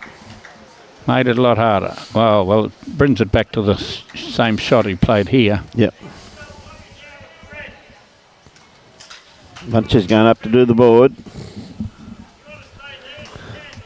18-16 to ALGESTER in the pairs. Wow. That's Steph Hanley and Daryl Mullins 16 and Glenn Pitts and Pammy Rowe 18. See another great bowl here from Wayne though. It's not going to be too far away once again, Jim. Going to be shot. Two great bowls. Well played. Ooh. Well played. Pothole Pete. Pothole Pete watching from Gunelda. Gunelda. Well, I wasn't far from Gunelda on Friday a week ago. Friday a week ago was the best storm I've driven through between Curra and Gympie. There was branches blowing across the road in the storm of chain lightning. Yep. The branches between 2 and 4 foot long were just coming across the road. Yep. And aquaplaned the whole way. Yes, well, I drove through that storm also too, mate. Yeah, two great bowls, Brian, that's for sure, mate. ABC Gippsland.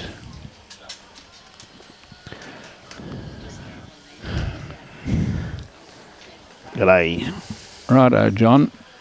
We're going to get round there and sit that bowl when we get Barney out of the road. Yep. We might need a gun to get Barney out of the road. John's too wide, so we don't have to see it. Sits that bowl down. Probably made 2.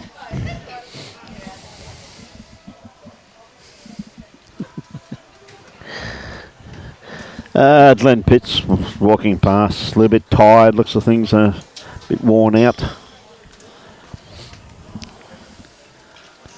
Yep. He doesn't leave many things alone here. Nowhere near it. What other comment could you make? I saw you holding your breath then, mate. I saw it. Come on, you were scared. Come on, you got to get hold of that bowl and pop that coloured one out.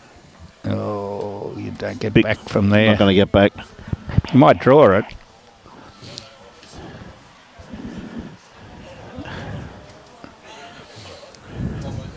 Could have possibly drawn it, but he wouldn't have had the weight to pop that red ball. He's looking for. He's got a couple of shots. So Cohen doesn't have to change too much from his last bowl, really. Hello, Snoop.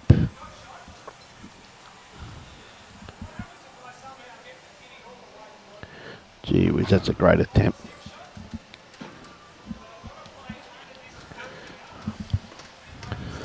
Great attempt. And they're going for 3. Could be a good last end here, I think. 2, I'd say. Could be a very good last end.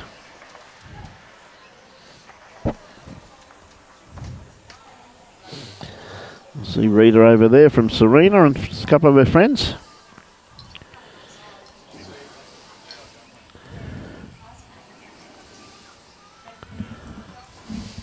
Are you Snoop, are you? Not me, mate. Must be you. Snoop. Snoop. It's one thing I've never been called, I don't think. I get called a lot of things. Thank you very much, Margaret, for the 50 stars. We thank you very much.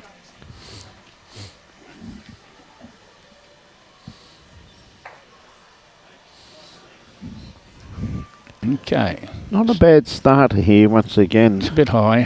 Just a bit high, but weight was pretty good, really, Jim. Not a bad starter from Sandra. We've got to score 2 5s on the 2 ends that are on the green at the moment. Yep. Tom Waterhouse is betting very long odds. Would be very long odds, mate. You'd back it just to get yourself out of trouble, though. A lovely reply, though. Makes it very hard. Heather. Great first up bowl from Heather Bailey. Played that beautifully. You got another snoop.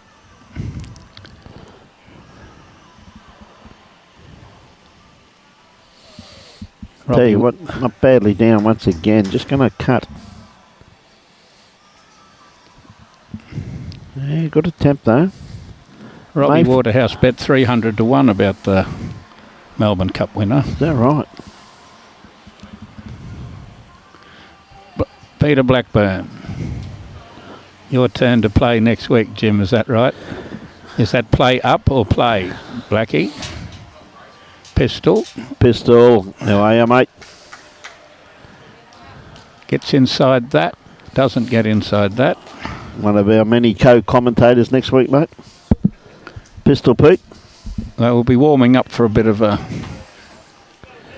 session, and the famous Rattlehead walks past again. Next, be lobbing there Friday sometime. Yep. You're not getting there till night time, Brian, I hear. I don't think I'd take off till about 7 on Friday night. That's about your bedtime. It is. Have a nice sleep up to Mackay, where I'm sure Pistol will no doubt come out the airport and pick me up.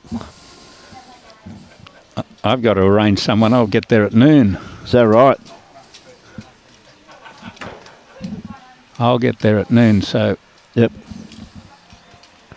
Just running through the head with that one, Trace. Yes, I got no doubt Pistol probably waiting at the airport for me, mate. Friday night. You'd come and get me at noon and then go straight back and wait there for you. Yes. Unlikely. You'd be working all day. Judy, give that one a right tap. She has.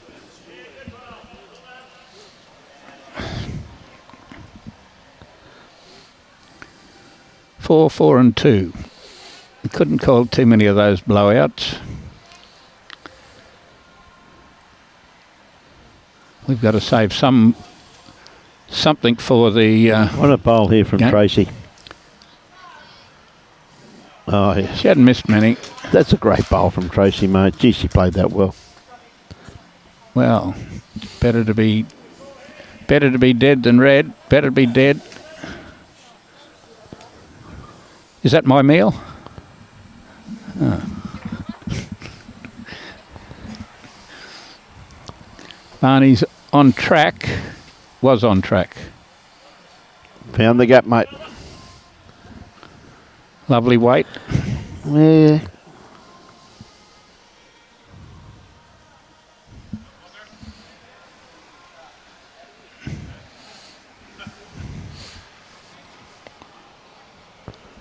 All right, Mathew. I guess he's just going to trundle round the back. Maybe not. Maybe he's going to put a blocker. It didn't work. Not much difference between a blocker and a shocker. Shocker, yeah. Yeah, I think that he and Cohen both had a bit of a chuckle at that one. This one's a little bit closer. Surely. Bang, bang. Beautiful. Still straight one. over to Tracy's bowl. So Tracy's gone from 1 up to 1 up. Yep. Christine Dugan from Caloundra. What brand of bowls has Matt got? I don't know that answer. Maybe ask Pitchy here. Tiger 2 Tiger Pro. 2 Pro. There we go. Now, the way this turns late though, Jim. Well, that's what's Tiger about it. Yep. Dave Sinden brought a set back. I was trying to think of his name. Yep. From Gin Gin. Went to England and came back with a set. and they were wider than the old-fashioned super grips. Is that right? He got on a green run in 17 or 18, and he could actually play around the heads like used to in the old days when everybody had Dunlops and Slazengers and all that type of super stuff. grips. I think they were wider than them. Yep. The actual variety of tiger that he had, I don't know which variety because I think he only used them once. Is that right, mate? Well, yeah, Johnny could be a little bit wide with this one, but it's starting to work its way back now. Probably just his weight. Just held that line. With some of both. Yep. It was some of both. I guess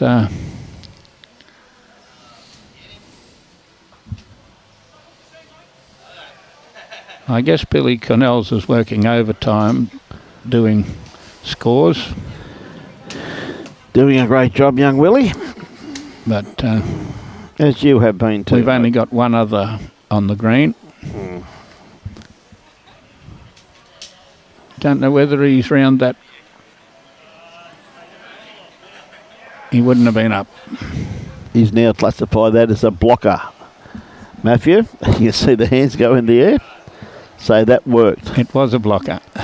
It was a blocker. And if he wasn't 4 foot short, he couldn't have run into it. Oh dear, oh dear. What a great game we've had though. Congratulations to all the players. It looks like the ALGESTER All-Stars look to be in the grand final. We've got a nice comment here from Daniel Norrie as brother. Brother. He said, yes, it was. It really wasn't a blocker, it was a shocker. Brotherly love. Thank you, everybody, for having me on the commentary, and I'll just whip in and put those scores onto Bowls Link, and we'll be all done. I'll leave you guys alone. Thank you very much, Jimmy. It's always great having Jimmy C here in co-commentary. His knowledge of our great game is exceptional. Well, when you get to his age, of course, you do know a lot because you've been around a lot longer than most people. Good call there by Jimmy, as well as Billy Cornell's. And, of course, Wedgie. Great to have Wedgie on board, giving a bit of inside information on what is happening at the club. And we thank them very much for their contribution to this call. Now, with that, ladies and gentlemen, we're going to call it quits. We're going to have a bite to eat ourselves, and players will no doubt be straight in there and into some lunch and then back out for the final, which should be a cracker between ALGESTER and Broadbeach. By the looks of it, they've all won all their games. It should be an absolute crack of a game. So with that, ladies and gentlemen, this wonderful game from this magnificent complex could not be brought to you. The 2024 Bowls Queensland Mixed 8-a-side State Finals is proudly hosted and supported by Capalaba Sport Club and the Queensland Government. We thank them very, very, very much for their continued support of this wonderful game of ours. And of course, Bowls Queensland is always proudly supported and sponsored by Mullins More Than Law, Queensland Government, BCIB Insurance Brokers, Asset Sports, J. Carroll Club Promotions, and the Bioscapes Group. We thank them very much for their continued support. Now, we couldn't be here if it wasn't for those sponsors, and we thank them very much for their contribution.